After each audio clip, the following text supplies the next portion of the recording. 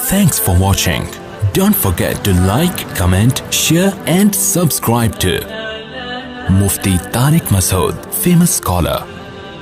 الحمدللہ نحمده ونصلي على رسوله الكريم اما بعد فاعوذ باللہ من الشیطان الرجیم بسم اللہ الرحمن الرحیم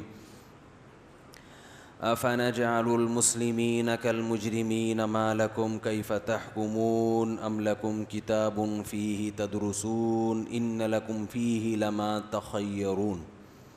اکتوبر 2020. یہ اتنا کم از کم بیان میں ہم بتا دیا کریں گے کہ کون سا مہینہ ہے، تاکہ کوئی بعد میں کبھی سنے تو اس کو پتہ ہو کہ کون سی صدی کا بیان ہے نا. میں نے پچھلے دفعہ یہ آیت پڑھی تھی ام نجعل المسلمین کالمجرمین، تو کسی نے بتایا کہ افا نجعل المسلمین، تو وہ افا نجعل ہے، ام نجعل نہیں ہے، لیکن مطلب دونوں کا ایک ہی ہے.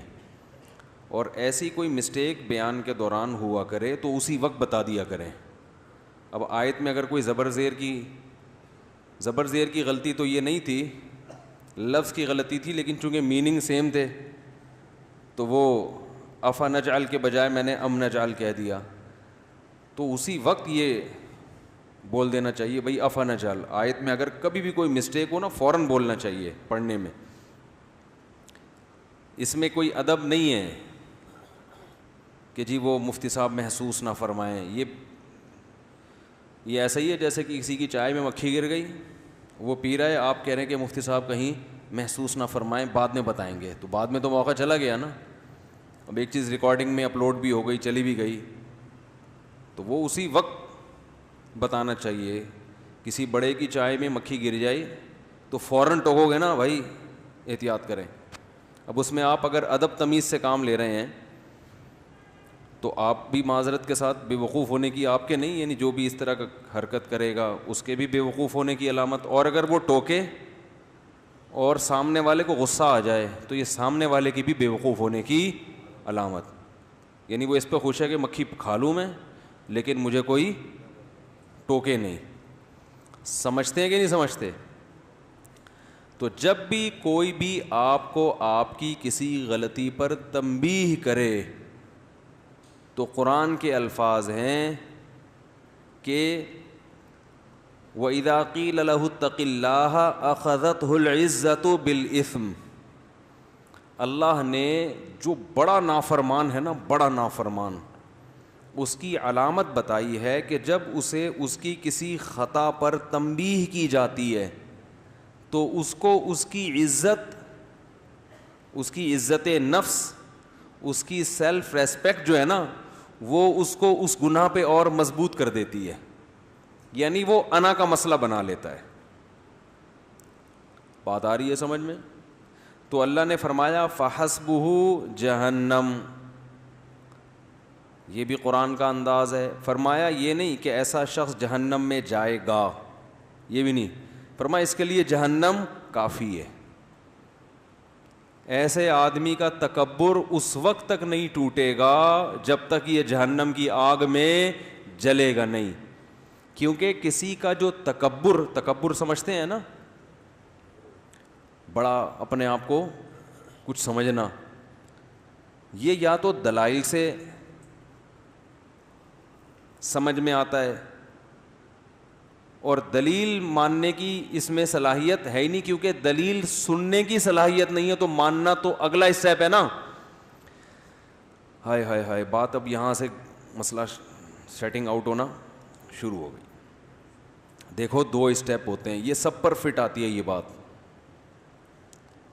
ہر انسان سے غلطی ہوتی ہے کہ نہیں ہوتی؟ ہر انسان تربیت کا محتاج ہے یا نہیں ہے؟ اگر انسان تربیت کا محتاج نہ ہوتا، ہر آدمی اپنے بارے میں رکھ کے سوچے، تو اللہ پیغمبروں کو بھیجتے؟ کہتے خود ہی تم فنڈر ہو، خود ہی سوچ سوچ کے ٹھیک بن جاؤ. خود ہی سوچ سوچ کے کیا بن جاؤ؟ اپنا اچھا برا خود ہی سوچو اور کیا بن جاؤ؟ ٹھیک ہو جاؤ. بچہ جب پیدا ہوتا ہے تو والدین اس کو سکھاتے ہیں نا کیسے کھانا ہے، واش روم کیسے یوز کرنا ہے. تبھی جن والدین نے بچوں کو واش روم یوز کرنا نہیں سکھایا وہ اب تک چاند پہ پہنچنے کے باوجود بھی پانی استعمال نہیں کرتے. ایسا ہی ہے نا, والدین نے نہیں سکھایا ان کو.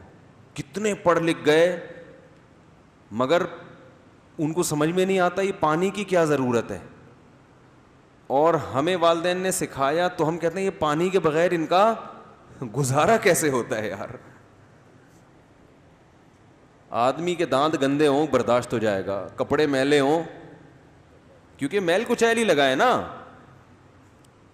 ارے مٹی لگی ہوئی ہے تو مٹی میں تو صبح شام گھومنا ہوتا ہے, لیکن یہ چیز کیسے برداشت ہو جاتی ہے یار, یہ عقل میں نہیں آتا. تو اس سے پتہ چلتا ہے کہ انسان تربیت کا بہت زیادہ محتاج ہے. بات بات پہ اس کو کیا چاہیے, تنبیہ. کوئی اسے ہر وقت بتاتا رہے یہ صحیح ہے اور یہ غلط ہے, ہر وقت. ہمارے حضرت مفتی رشید احمد صاحب رحمہ اللہ تعالیٰ فرمایا کرتے تھے کہ ایسے شخص سے بیعت ہو جو ٹراخ ہو. یہ حضرت کی اپنا لفظ تھا. کیا ہو, ٹراخ, ٹے رے الف اور خے. یہ حضرت نے خود ایک لغت بنائی تھی. اس کا مطلب ٹر ٹر کرنے والا. کیا کرنے والا؟ ہم کہتے ہیں نا بھائی ہر وقت ٹر ٹر کرتا رہتا ہے, ہر وقت بولتا رہے گا, کبھی چپ بھی بیٹھا رہا کر, ہوتا ہے نا. تو حضرت فرمایا کرتے تھے جس سے بیعت ہونا, اپنے آپ کو جس کے حوالے کرو اپنی تربیت کے لیے, تو اس شیخ کو منتخب کرو جو کیا ہو, گویا ہر وقت ٹٹر کرتا ہو. ٹٹر کا مطلب ہر وقت بولتا ہو کہ یہ غلط ہے, یہ غلط ہے, یہ تم غلط کر رہے ہو, یہ تم غلط کر رہے ہو, یہ تم نے غلط کیا, یہ تم نے غلط کیا. 24 گھنٹے آپ کو آپ کی غلطیاں بتاتا رہے. فرمایا پھر انسان انسان کا بچہ بنتا ہے. اتنی تربیت کی ضرورت ہے انسان کو. موضوع چینج ہو گیا, سورہ قلم سے تھوڑا سا ہٹ گیا ہوں میں, لیکن بھائی مقصد تو اصلاح ہے نا, تو جو بات فائدے کی اسی کو پارسل کرنا چاہیے. تفسیر کے جو میرے اوریجنل لیکچر ہو رہے ہیں وہ آپ سن سکتے ہیں. وہ شروع میں 8 لیکچر گرامر کے ہیں. میرا چینل ہے مفتی طارق مسعود اسپیچز, اس میں پیر, منگل اور بدھ کو 3 دن وہ لیکچر رات کے وقت چلتے ہیں. وہ آپ سنیں تو وہ ٹو دا پوائنٹ تفسیر ہی ہے. اس میں قرآن سمجھ میں آئے گا ڈائریکٹ. اس میں گرامر بھی ہے, عربی گرامر. وہ 68 نمبر لیکچر ابھی اپلوڈ ہوا ہے میرا خیال ہے, 68 یا 69. یہ جو مجلس ہے یہ واعظ و نصیحت کی ہے. اس میں ہمیں لگے گا کہ کہیں اسکرو پانے سے کہیں بھی ٹائٹ کرنے کی ضرورت ہے تو ہم وہ والا اسکرو ٹائٹ کرنا.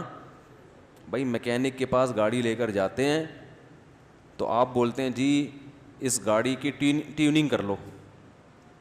اب اچھا میکینک ہوگا تو اس کو ٹیوننگ کے علاوہ بھی اگر کوئی گاڑی میں کام نظر آئے گا کہ بھائی یہ نٹ تھوڑا سا ڈھیلا تھا, یہ دروازہ تھوڑا وائبریٹ کر رہا ہے, تو اسکرو وہ کیا کرے گا, اس کو ٹائٹ کر دے گا. تو یہاں پر جو آپ آتے ہیں یہ سوچ کے بیان سننے کے لیے بیٹھا کریں کہ مفتی صاحب جس وقت جو اسکرو ڈھیلا دیکھیں گے اس کو ٹائٹ کرنا شروع کر دیں گے. ٹھیک ہے نا. اور نیت ہماری یہ ہوتی ہے کہ میری اپنی بھی اصلاح ہو, کہ ہم کو شیخ و مرشد تو ہے نہیں. تو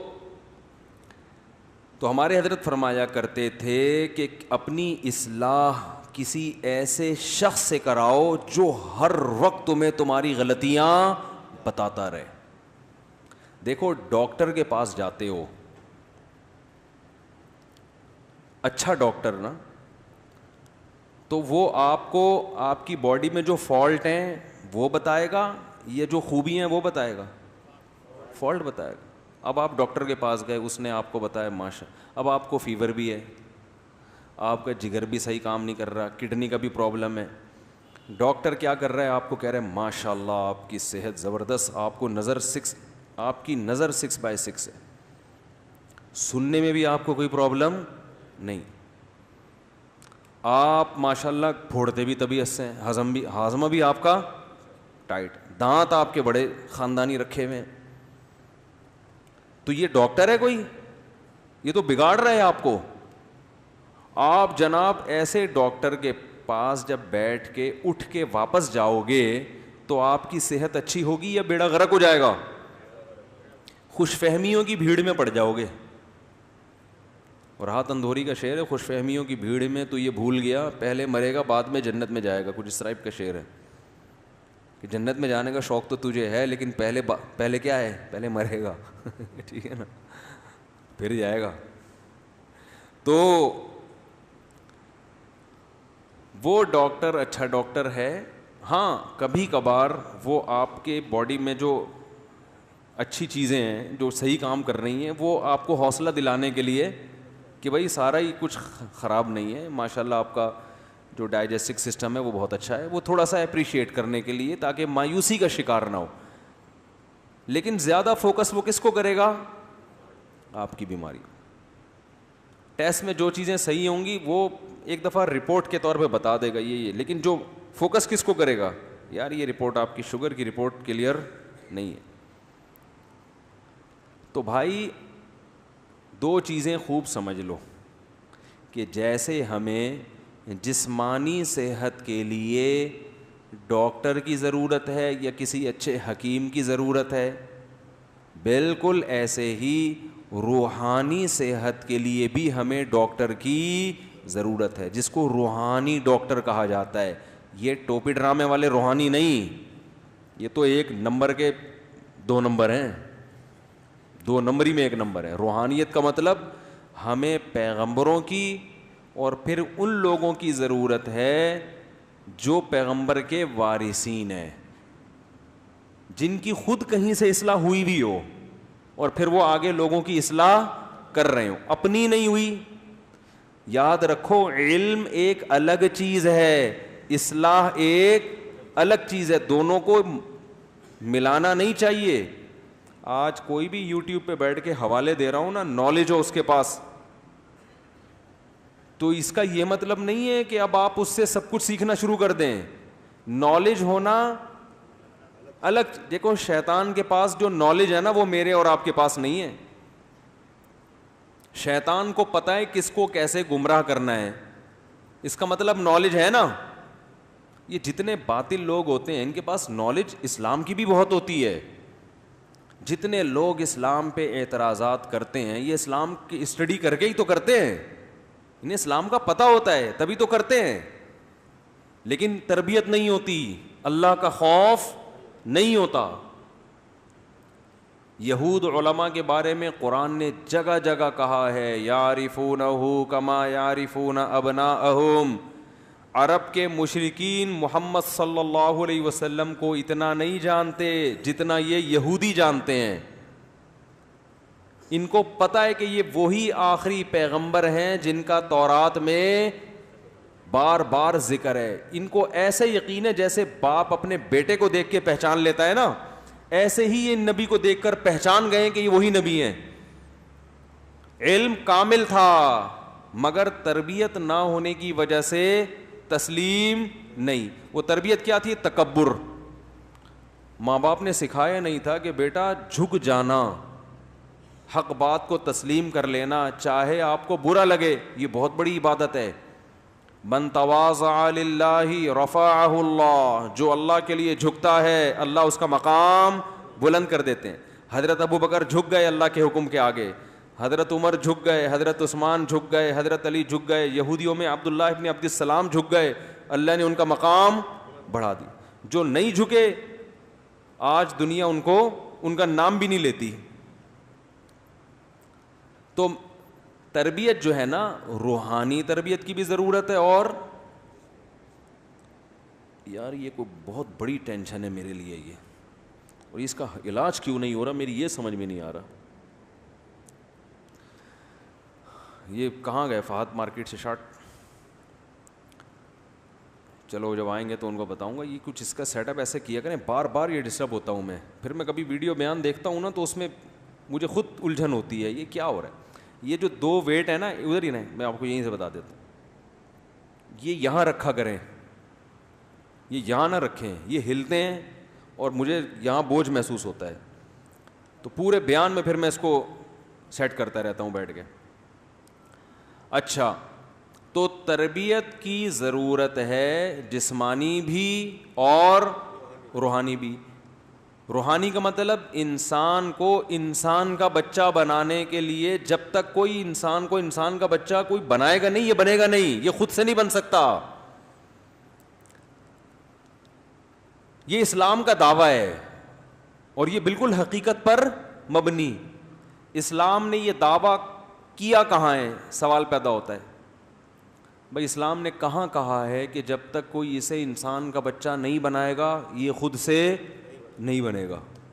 خود کسی میں اللہ نے اتنی قابلیت نہیں رکھی ہے کہ وہ خود سے بن جائے، یہ نہیں ہے، ناممکن. دیکھو نا گوروں میں واش روم میں پانی کا رواج نہیں ہے نا، تو خود سے بن گئے ہیں؟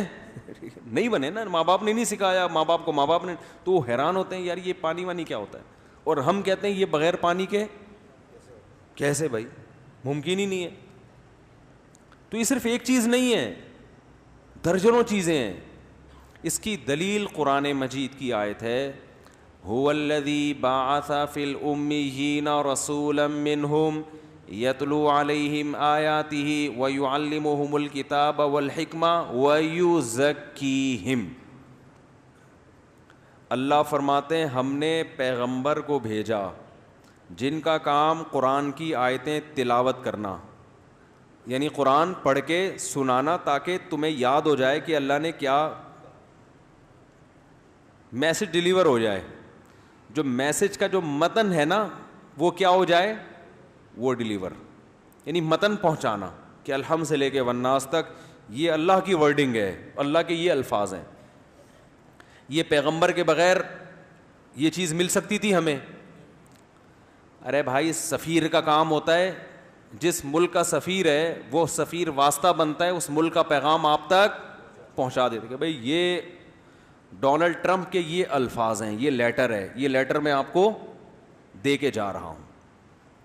سمجھانا سفیر کے ذمے عام طور پر نہیں ہے. سفیر کا کام ہے بھائی یہ میسج ہے، امریکہ کا سفیر آئے گا تو بھائی یہ میسج ہے، یہ میں ڈیلیور کر کے جا رہا ہوں، یہ آپ کے نام پیغام ہے، چاہے وہ الفاظ میں ہو یا ریٹن فارم میں. آگے سمجھانا، اس کی شرح کرنا یہ میرے ذمے، بعض دفعہ سفیر کے ذمے نہیں ہوتا. تو پہلی ذمہ داری پیغمبر کی کیا ہے؟ یتلو علیہم آیا. اس پر مشرکین کہتے تھے کہ اللہ نے اپنا پیغام کے لیے ساری دنیا کے سارے انسانوں میں اپنا پیغام پہنچانے کے لیے ایک شخص کو اس کی سلیکشن کیوں کی ہے؟ ہر ایک کو الگ الگ کیوں نہیں دے دیا اللہ نے پیغام؟ بھائی ہر ایک کو الگ، یعنی قرآن ہر ایک پر نازل ہو جاتا؟ اس کے قرآن نے جوابات دیے ہیں کہ اللہ کی آدم علیہ السلام کے زمانے سے لے کر اب تک یہ عادت نہیں ہے کہ ہر ایک سے ہم کلام ہو. ہمیشہ سے جو سسٹم چلتا آ رہا ہے وہ یہی ہے کہ ایک کی سلیکشن ہوتی ہے، اس کو اللہ ذریعہ بنا کر دوسروں تک بھیجتے اور اس کو اس کے سچا ہونے کے دلائل قائم کر دیتے ہیں، معجزوں کے ذریعے، اس کی اپنی سیرت کے ذریعے، اس کی اپنی زندگی کو ایسا بنا دیتے ہیں کہ دنیا کو یقین آ جاتا ہے کہ یہ جھوٹا نہیں ہو سکتا. یہ اللہ نے اپنے ذمے لیا ہے. اور قرآن میں اللہ نے کہا کہ کوئی جھوٹ مجھ پہ باندھے گا اس کو پنپنے نہیں دوں گا میں. یہ نہیں ہو سکتا کہ جھوٹا نبی کی نبوت چل بھی جائے، یہ نہیں ہو سکتا. آپ کہہ سکتے ہیں مرزا کی چلی ہے، قادیانی کی نہیں چلی ہے، اس پر میں ایک مستقل بیان کر چکا ہوں. وہ اس کو چلنا نہیں کہتے، اپنی کوئی حیثیت سرے سے ہے ہی نہیں، ٹھیک ہے نا. تو اس پر ایک تفصیلی بیان ہو چکا ہے، اگر میں ادھر گیا تو پورا ٹاپک چینج ہو جائے گا. دوسرا کام پیغمبر کی ذمہ داری اللہ نے لگائی، یتلو علیہم آیاتہ ویعلمہم الکتاب. پیغمبر ان کو کتاب سکھائیں گے بھی. سکھانے کا مطلب کیا ہے؟ جیسے کوئی امریکہ کا سفیر امریکہ کا پیغام لے کر آیا نا، تو بعض دفعہ تو اس کا کام ہوتا ہے متن پڑھ کے سنا دینا، لیکن اس کے ذمے امریکہ نے یہ بھی لگایا کہ سمجھانا بھی کس کے ذمے ہے؟ آپ کے ذمے. جیسے ہم بعض دفعہ کسی کو فتویٰ لکھ کے دیتے ہیں، وراثت کا فتویٰ وہ لکھ دیا ہم نے.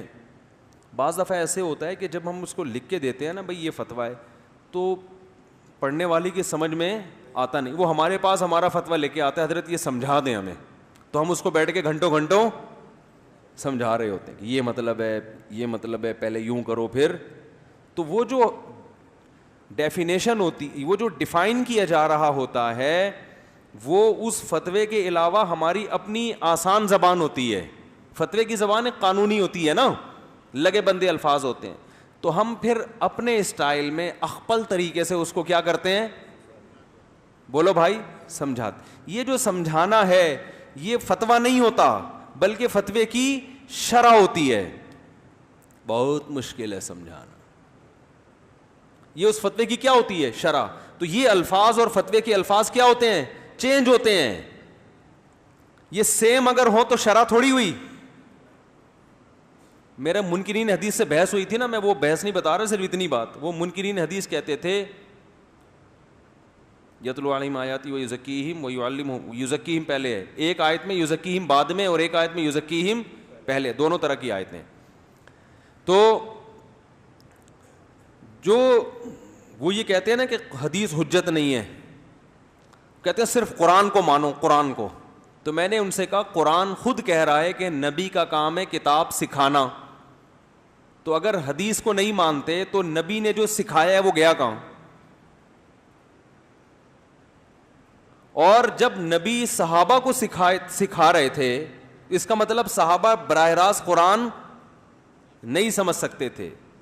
نبی سے قرآن کا متن تو لیا صحابہ نے، اس متن کا مطلب بھی لیا ہے صحابہ نے، اور جو مطلب اور شرح اور جو اس کی تفصیل ہے وہ اس متن کے علاوہ کوئی چیز ہے. تو اگر یہ حدیث حجت نہیں ہے تو پھر وہ علاوہ کہاں ہے؟ اگر نہیں ہے تو اس کا مطلب ہم قرآن سمجھ سکتے ہی نہیں ہیں. آپ لوگ کی سمجھ میں آ رہا ہے میں کیا کہہ رہا ہوں؟ ارے جب صحابہ کی سمجھ میں نہیں آ سکتا تھا نبی کے سکھائے بغیر، تو میری اور آپ کی سمجھ میں قرآن کہاں سے آئے گا حدیث کے بغیر؟ آپ کہہ سکتے ہو کہ صحابہ کی سمجھ میں آ سکتا تھا تو ہماری سمجھ میں بھی آ سکتا ہے. سوال یہ کہ اگر صحابہ کی سمجھ میں قرآن براہ راست آ سکتا تھا تو اللہ نے نبی کے ذمے کیوں لگایا یعلمہم، نبی سکھائیں گے ان کو؟ تو اس سے پتہ چلا کہ صحابہ عربی جان کر ان کی زبان میں قرآن نازل ہوا، پھر بھی قرآن کو براہ راست نہیں سمجھ سکتے تھے جب تک کہ نبی ان کو تشریح نہ کریں. اور ایسا ہوا ہے، بہت سے صحابہ سے قرآن کی آیتوں میں مسٹیک ہوئی ہے.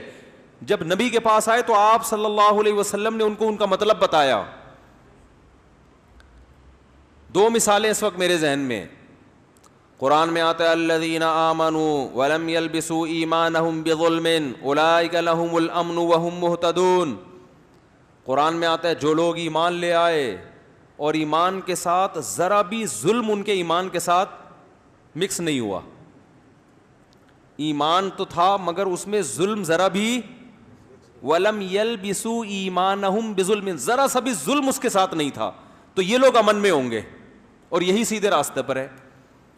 بہت سے صحابہ کو خیال ہوا کہ تھوڑا بہت ظلم تو ہر آدمی سے دنیا میں ہو جاتا ہے. کیا ہو گیا آپ لوگوں کو؟ آج کچھ عجیب عجیب سے لگ رہے ہیں آپ لوگ. بھائی ہر آدمی سے تھوڑا بہت ظلم، زیادتی ہلکی پھلکی تو تھوڑی سی غیبت ہو گئی، تھوڑا سا کچھ تکلیف ہو گئی. ساری زندگی ایسے اپنے آپ کو بچا کے رکھنا کہ سرے سے کبھی دنیا میں ظلم چھوٹا موٹا بھی، کیونکہ قرآن کہہ بظلم، بظلم نہیں ہے، الظلم نہیں ہے، ظلمن، اس میں تنوین تقلیل کے لیے، معمولی سا بھی ظلم نہیں ہونا چاہیے. تو صحابہ ڈر گئے کہ بھائی یہ آیت تو ہمیں کیا کر رہی ہے، مایوس، کہ ہم تو سیدھے راستے پر ہو ہی نہیں سکتے، کیونکہ قرآن کہہ رہے یہی لوگ سیدھے راستے پر ہیں اور امن میں یہی لوگ ہوں گے قیامت کے دن، کہ ایمان لائے اور اتنا سا رائی کے دانے کے برابر بھی ظلم نہیں ہوا ہی نہ ہو. پریشان ہو گئے. نبی صلی اللہ علیہ وسلم سے پوچھا یا رسول اللہ، اللہ تو فرما رہے ہیں کہ ایمان لے اور ذرا بھی ظلم، تو چھوٹی موٹی تو ہم سے خطائیں ہو ہی جاتی ہیں. تو آپ نے فرمایا کیا تمہیں نہیں پتہ قرآن میں اللہ نے شرک کو ظلم کہا ہے، ان الشرک لظلم عظیم. یہاں ظلم سے مراد شرک ہے. شرک معمولی سا بھی برداشت نہیں ہے، ایمان کا بیڑا غرق. شرک کے ساتھ جو مرضی کرتے رہو، سب قیامت کے دن برباد ہے. پھر صحابہ کو تسلی ہوئی کہ یہاں ظلم سے کیا مراد ہے، یعنی یہ ورڈنگ ہے نا یہ تو اللہ, تو اس کا مطلب کس نے بتایا؟ نبی صلی اللہ علیہ وسلم نے. یہ جو قرآن مجید میں آیت ہے کہ کلوا واشربوا حتی یتبین لکم الخیط الابیض من الخیط الاسود, کہ تم رمضان کی رات میں کھاؤ پیو یہاں تک کہ سفید دھاگا سیاہ دھاگے سے جدا ہو جائے, اس وقت تک کھا سکتے ہو. ایک صحابی رات کو دھاگا لے کے اس سے مراد ہے لائنیں, جو مشرق کے وقت جو ایک پہلے بلیک لیئر ہوتی ہے نا اندھیری, تو وہ بالکل وائٹ روشنی پھیل جائے, تو بلیک اور وائٹ میں فرق کیا ہو جائے, واضح صاف پتہ چل جائے کہ اب وہ جو ڈارکنیس تھی نا وہ کیا ہو گئی ہے, ختم. تو یہ کنایا تھا قرآن میں کہ بھئی سفید دھاگا سیاہ دھاگے سے کیا ہو جائے, جدا ہو جائے. تو صحابی دھاگے رکھ کے بیٹھ گئے, اب پریشان ہے یہ سفید اور سیاہ میں فرق کب پتہ چلے گا. تو نبی صلی اللہ علیہ وسلم کے پاس آئے تو آپ صلی اللہ علیہ وسلم نے فرمایا اس سے مراد کیا ہے. پھر قرآن میں یہ من الفجر کا لفظ بھی داخل ہو گیا. کیا لفظ داخل ہو گیا؟ من الفجر, کہ ان صحابی کے سوال کی برکت سے اللہ نے خود بخود ایک لفظ کا اضافہ کر دیا, من الفجر, یعنی کس کا, فجر کا وقت داخل ہو جائے. تو ایسی اور بہت سی آیتیں ہیں. اب یہ اصول فقہ مدرسوں میں پڑھایا جاتا ہے جس میں بتایا جاتا ہے کہ قرآن کی آیتوں میں قرآن کو سمجھنے کے تفسیر کے اصول کیا ہیں. آج جتنے متجددین پیدا ہو رہے ہیں نا, جو فنڈر بنے ہوئے ہیں, انہوں نے 99% نے وہ اصول نہیں پڑھے ہوئے ہوتے اور خود بھی گمراہ ہو رہے ہیں اور لوگوں کو بھی گمراہ کر رہے ہیں. ایک مثال دیتا ہوں میں آپ کو. پتہ ہے جناب پروفیسر غامدی صاحب اکثر قرآن کا ریفرنس دیتے ہیں کہ میں صرف کس کو مانتا ہوں, قرآن کو مانتا ہوں. جو حدیث ان کے مسلک سے ٹکراتی ہے وہ حدیث کیا ہو جاتی ہے, رد ہو جاتی ہے. وہ کہتے ہیں اصل کیا ہے, قرآن. اور حقیقت بھی اصل قرآن ہے, حدیث اس کی تشریح ہے. یہ تو ہمارا بھی یہی مذہب ہے, لیکن جہاں تشریح ہو رہی بھی ہوتی ہے نا, جو ان کی اس سے ٹکرا رہی ہوتی ہے سوچ سے, وہاں وہ تشریح نہیں مانتے. اب محترم نے بہت ساری حدیثوں کا انکار کر دیا اصولی طور پر. اب انہوں نے کیا فرمایا, کل آپ کا پرچہ ہے تو آپ رمضان کا روزہ چھوڑ سکتے ہیں, فرض رمضان کا روزہ پیپر کی تیاری میں آپ کیا کر سکتے ہیں, چھوڑ سکتے ہیں. یہ کہاں سے نکالا؟ وہ والے قرآن کی آیتوں سے یا وہ حدیثوں سے جس میں سفر میں روزہ چھوڑنے کی اجازت دی. بھئی سفر بھی ٹینشن ہے تو کل پیپر بھی کیا ہے, ٹینشن ہے. مستقبل آپ سے وابستہ ہے, تو آپ کے پیپر میں کہیں نمبر کم نہ آ جائیں تو آپ روزہ کیا کرتے ہیں. یہ کہاں کی کہاں لگا دی ہے. تو میں ان سے پوچھتا ہوں, اس کے تو جوابات میں دوسرے بیانات میں دے چکا ہوں, لیکن میں محترم سے ایک سوال پوچھتا ہوں کہ آپ اس کے قائل ہیں کہ سفر میں ہم نے 2 رکعتیں پڑھنی ہیں, 4 نہیں پڑھنی. قرآن میں تو اس کا ذکر نہیں ہے. قرآن کے تو الفاظ ہیں وَإِذَا ضَرَبْتُمْ فِي الْأَرْضِ, جب تم زمین میں سفر کرو, فَلَيْسَ عَلَيْكُمْ جُنَاحٌ أَن تَقْصُرُوا مِنَ الصَّلَاةِ, تو تم پر کوئی گناہ نہیں ہے کہ نماز میں کمی کر دو. إِنْ خِفْتُمْ أَن يَفْتِنَكُمُ الَّذِينَ كَفَرُوا, اگر تمہیں ڈر ہے کہ کافر تمہیں فتنے میں نہ ڈال دیں, کافر حملہ نہ کر دیں. تو قرآن تو کہہ رہے اگر جنگ کا خوف ہے, کافر تمہیں قتل نہ کر دیں, تو 4 کی کتنی کر لو, 2 کر دو. یہ والا مسئلہ کہ ہمیشہ 4 کی کتنی پڑھی جائیں, 2, یہ تو حدیث میں ہے, قرآن میں تو ہے ہی نہیں ہے.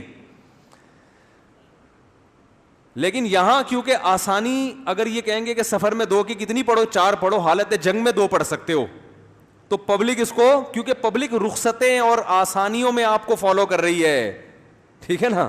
پبلک آپ کو اپنا امام مان رہی ہے کہ آپ نے اسلام کو کیا کر دیا ہے, آسان. تو آپ نے بھی اتنا قرآن کو فالو کرنا ہے جہاں صرف آسانیوں والا قرآن ہو. جہاں قرآن کو فالو کرنے میں پریشانی بڑھ رہی ہے وہاں آپ قرآن کو نہیں مانتے, وہاں آپ کس کا سہارا لے رہے ہیں, حدیث کا سہارا لے رہے ہیں. سمجھ میں آ رہی ہے بات کہ نہیں آ رہی ہے؟ تو ان لوگوں کے کوئی اصول نہیں ہوتے ہیں. تو میں یہ عرض کر رہا تھا کہ نبی کی پہلی ذمہ داری ہے قرآن تلاوت کرنا, ٹھیک ہے, دوسری ذمہ داری ہے قرآن بولو یعلمہم سکھانا. تو صحابہ کرام نبی سے سیکھے بغیر خود قرآن سمجھ نہیں سکتے تھے, لیکن اس سے پورا قرآن مراد نہیں ہے, یاد رکھو. قرآن کی کچھ آیتیں ایسی ہیں جو بہت واضح ہیں, کچھ آیتیں ایسی ہیں جن میں اجمال ہے, ابہام ہے, وہ مبہم آیتیں نبی سکھائیں گے, پورا قرآن ایسا نہیں ہے. اب سوال یہ پیدا ہوتا ہے کہ کون سی آیتیں ایسی ہیں جن میں ابہام بالکل بھی نہیں ہے, جن میں اجمال بالکل بھی نہیں ہے, ان کی تفسیر کی ہمیں ضرورت بالکل بھی نہیں ہے. کون سی آیتیں ایسی جن کی تفسیر کی ضرورت ہے. میں نے ایک دفعہ بیان کیا تھا, ایک صاحب نے میرے بیان پہ کمنٹ کیے کہ اس کا مطلب قرآن تو پھر کتاب ہدایت ہے ہی نہیں, کوئی غیر مسلم کو قرآن سمجھ میں آئے گا ہی نہیں کیونکہ اس کو حدیث پڑھنی پڑے گی, تو کتاب ہدایت تو قرآن نہ ہوا نا. حالانکہ ہم کہتے ہیں قرآن پڑھ کر تو بہت سے غیر مسلم مسلمان ہوئے, حالانکہ ان بیچاروں کو حدیث کا پتہ ہی نہیں تھا. پہلے قرآن مانے گا, بعد میں حدیث کی طرف جائے گا نا. وہ تو قرآن ہی اگلے کی سمجھ میں نہیں آ رہا تو حدیث کی طرف کہاں جائے گا؟ ابے بھائی کیا ہو گیا, سوال آ رہا ہے سمجھ میں؟ تو یاد رکھو قرآن کے وہ مضامین جن کا بنیادی عقیدے سے تعلق ہے, جو غیر مسلموں کی کو اپیل کرتی ہیں, جس سے اسلام کا برحق ہونا ثابت ہوتا ہے, جس سے آپ صلی اللہ علیہ وسلم کا نبی ہونا ثابت ہوتا ہے, وہ آیتیں بہت واضح ہیں, ان میں کسی قسم کی تفسیر کی ضرورت نہیں ہے. افحسبتم انما خلقناکم عبثا وانکم الینا لا ترجعون. کیا انداز ہے قرآن کا. قرآن نے نا سورہ مومنون کے آخر میں اہل جنت اور اہل جہنم کے مکالمے کا ذکر کیا ہے کہ اجگر کے خلاف کلپ بناؤ, مولویوں کے خلاف کلپ نہ بناؤ. یہ جو برگر میں جو اتنی مرغیاں روزانہ کروڑوں کاٹ کے چکن برگر میں شامل کی جاتی ہیں, بڑی بڑی کمپنیاں جو یہ کام کر رہی ہیں, کس بیس پہ کر رہی ہیں؟ ہمارے پاس دلیل ہے, ہم سے فتویٰ لیں گے, ہم کہیں گے قرآن میں اللہ نے اجازت دی ہے کہ یہ جانور کس نے حلال کیے ہیں؟ اللہ نے. لہٰذا KFC والوں کو ہم کہیں گے آپ کاٹ کاٹ کے برگر بنائیں, بزنس کریں. ایتھیس سے وہ پوچھیں گے, ایتھیس کے پاس کوئی دلیل بولو بھائی نہیں ہے.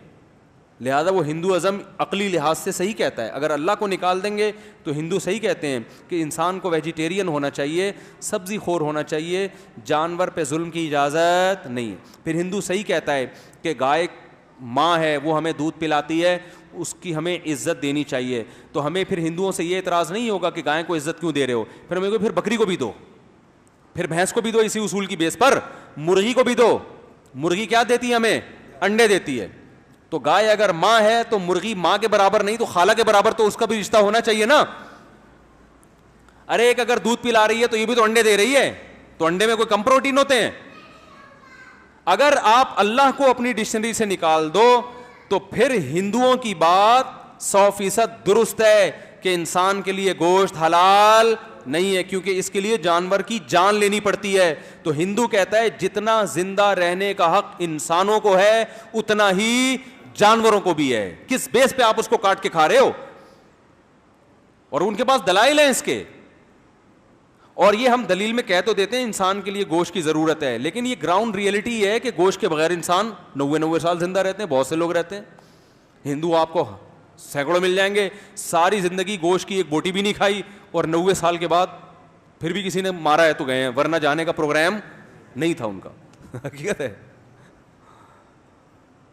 تو یہ تو ہمارے پاس دلیل ہے, لیکن ہندوؤں سے ہم پھر یہ کہیں گے پھر یہ گائے ہی کیوں؟ زیادہ تر دنیا میں دودھ بھینس کا پیا جاتا ہے, گائے کا نہیں بھی. تو گائے اگر ماں ہے تو بھینس نانی ہونی چاہیے پھر آپ کی, اور مرغیاں خالہ.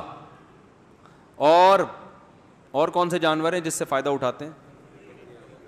بکری کا دودھ پیتے ہیں, وہ کم پیا جاتا ہے, لیکن کم پیا جائے, جو پی رہا ہے اس کے لیے تو ماں ہو گئی نا. وہ جو بکری کا دودھ پیتا ہے اس کے لیے بکری کیا ہے؟ ماں ہے.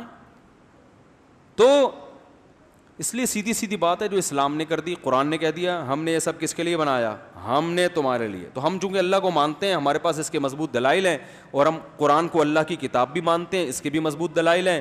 تو اب اللہ نے ہم سے کہہ دیا کہ کھاؤ تو ہم اس بیس پہ گائے کو کاٹ رہے ہیں, تبھی ہم اس پہ اللہ کا نام لیتے ہیں. اس میں حکمت ہی یہی ہے کہ بھئی یہ اللہ کی طرف سے ہمارے لیے ہے, تبھی ہم اللہ کا نام لے کے کاٹیں گے, ورنہ ہمیں کوئی رائٹ نہیں ہے کہ اپنی جیسی مخلوق جو خدا نے اس کو بھی بنایا ہمیں بھی بنایا تو ہم, ورنہ ہم یہ ہمارے لیے حلال نہیں ہے. تبھی جس جانور پہ اللہ کا نام نہ لیا جائے ہم اسے نہیں کھاتے. جو جانور طبعی موت مر جائے اس کو بھی نہیں کھاتے ہم, کہ خود سے مرا ہے, اللہ نے کہا تمہارے لیے یہ حلال نہیں ہے, جب تک اللہ کا نام نہیں لوگے یہ جانور تمہارے لیے حلال نہیں ہوگا. تو اس سے آپ کو پتہ چل گیا کہ یہ جو اسلام نے کہا ہے نا جانور ذبح کرتے ہوئے اللہ کا نام لو, اس کی حکمت کیا ہے یہ بھی سمجھ میں آ گئی ہوگی. یہ بزبان ہاں حال کہہ رہے ہوتے ہیں اللہ تیری پرمیشن ہے تو کاٹ رہے ہیں, ورنہ اس کا بھی زندہ رہنے کا اتنا ہی حق ہے جتنا ہمارا ہے. بکرا 2 دانت کا ہوا, ابھی جوانی کے دن آئے, بد نظری بھی نہیں کرنے دی اس کو اور کاٹ کے کھا گئے. ظلم ہے یا نہیں ہے؟ تو ایتھیسٹ سے ہم پوچھیں گے بھائی ظلم ہے یہ, کیوں کھا رہا ہے تو؟ اپنے لیے تو سب کچھ تو نے گے میرج کو بھی حلال کر دیا ہے بھائی, اور یہ بھی اللہ کی ایک مخلوق ہے, اس کے بھی وہی جذبات ہیں جو تمہارے اندر ہیں. اس کو ابھی تم کو کوئی سیٹنگ بھی نہیں ہونے دی تم نے یا سیٹنگ چل رہی تھی, وعدے چل رہے تھے آپس میں, اور پہلے کاٹ کے تم نے کیا کر دیا, کھا گئے. کس بیس پہ کھایا تم نے؟ تو جو ایتھیس یا جو ملحد اور جو لوگ کہیں نا مسلمان بقرہ عید میں کروڑوں جانور کاٹتے ہیں, تو آپ ان سے بولیں مسلمان کروڑوں جانور کاٹتے ہیں, کروڑوں کے اربوں بھی کاٹے, ان کے پاس ایک دلیل ہے, خدا نے اجازت دی ہے. اور تم جو خدا کو نہیں مانتے, تم ایک بھی اگر کاٹتے ہو تو یہ کیا ہے, ظلم ہے. یونائٹڈ نیشن میں اس کے خلاف قانون پاس کرواؤ, یونائٹڈ نیشن کے خلاف پھر تم کلپ بناؤ, KFC برگر والوں کے خلاف تم کلپ بناؤ, یار کروڑوں مرغیاں کاٹ کے کھا جاتے ہیں یہ, ٹھیک ہے نا. نہیں بنائیں گے کبھی بھی, ان کو صرف اسلام ملا ہوا ہے. تو میں جلدی سے بات کو سمیٹ کے اب لپیٹتا ہوں. بات کیا چل رہی تھی جو شروع ہوا تھا جہاں سے بات اب میں ختم کر رہا ہوں. سورہ قلم تو ہے. میں اصل بات یہ کر رہا تھا کہ اللہ نے انسان کو تربیت کا محتاج بنائے, اور قرآن میں جو بدترین شخص ہے نا اس کے لیے قرآن کے الفاظ کیا ہیں کہ جب اس کو نصیحت کی جائے تو یہ بجائے اس کے کہ چلو نصیحت سمجھ میں نہیں آئی, یہ عمل نہیں کیا, نہ یہ بالکل نصیحت کے اگینسٹ چلنا شروع ہو جاتا ہے. جب تک نصیحت نہیں کی تھی تو اس بات کا امکان تھا کہ ٹھیک بھی ہو سکتا ہے اور اسی برائی پہ بھی, لیکن جب کسی نے سمجھا دیا تو اب اس نے قسم اٹھا لی کہ اب میں برائی رہوں گا. وجہ کیا, یہ عزت نفس کا مسئلہ بنا لیتے ہیں. تو اللہ فرماتے ہیں ایسے لوگوں کا ٹھکانہ, ایسے لوگوں کے لیے کیا کافی ہے, جہنم کافی ہے ان کے لیے. یعنی اس کے علاوہ یہ سدھرنے والے نہیں ہیں, کیونکہ سدھرنے کا ایک راستہ ہے تربیت, اور تربیت کے دروازے انہوں نے اپنے لیے کیا کر دیے ہیں, بند, کیونکہ تربیت کے بغیر سدھرنا ناممکن ہے. یہ اصل جو پوائنٹ کی بات ہے نا, میں وہ یہ کرنا چاہ رہا تھا کہ ہم میں سے آج ہر شخص یہ سمجھتا ہے کہ مجھے تربیت کی ضرورت نہیں ہے, مجھے کوئی نہ سمجھائے میں خود سمجھوں گا. تو معاشرے میں ساری خرابی کہاں سے شروع ہوتی ہے, یہاں سے.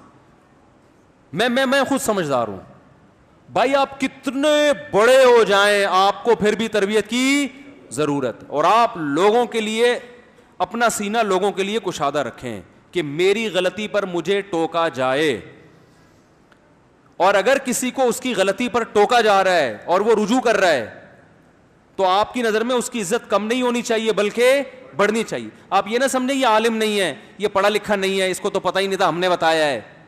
دنیا میں کوئی ایسا عالم اس کائنات میں پیدا نہیں ہوا جس کو سب کچھ آتا ہو اور وہ سب سمجھ گیا ہے وہ, کیونکہ حدیث میں آتا ہے یا بنی آدم کلکم خطاؤن, اللہ تعالیٰ فرماتے ہیں آدم کی اولادو تم میں سے ہر شخص غلطی کرتا ہے. تو اس سے نبی نے کسی کو مستثنا کیا؟ پیغمبروں سے بھی خطا ہوتی ہے, مگر ان کی اصلاح کون کرتا ہے؟ وہ اللہ کرتے ہیں, وہ لوگ نہیں کرتے. وہ اللہ سے براہ راست تربیت لے رہے ہوتے ہیں. گناہ نہیں ہوتا, خطا ہوتی ہے. گناہ اور خطا میں فرق ہے. سوچ میں غلطی ہو گئی, خطا ہو جاتی ہے, ان سے گناہ نہیں ہو سکتا. تو ہر انسان سے جب غلطی ہوتی ہے تو وہ اس کا مطلب تربیت کا محتاج ہے. تو میں جلدی سے وہ آیت کمپلیٹ کر دوں. اللہ نے فرمایا وَيُعَلِّمُهُمُ الْكِتَابَ, کتاب سکھائے گا کون؟ نبی. تو اس سے مراد وہ وہ آیتیں نہیں ہیں جن کا غیر مسلموں سے تعلق ہے. افحسبتم, یہ آیتیں جن سے قرآن کا اللہ کا کلام ہونا سمجھ میں آئے, یہ آیتیں بہت آسان ہیں, اس کے لیے کسی سے سیکھنے کی ضرورت نہیں. یہ اپیل کرتی ہیں نیچر کو. تبھی بہت سے غیر مسلم قرآن پڑھ کے کیا ہوئے ہیں, مسلمان ہوئے.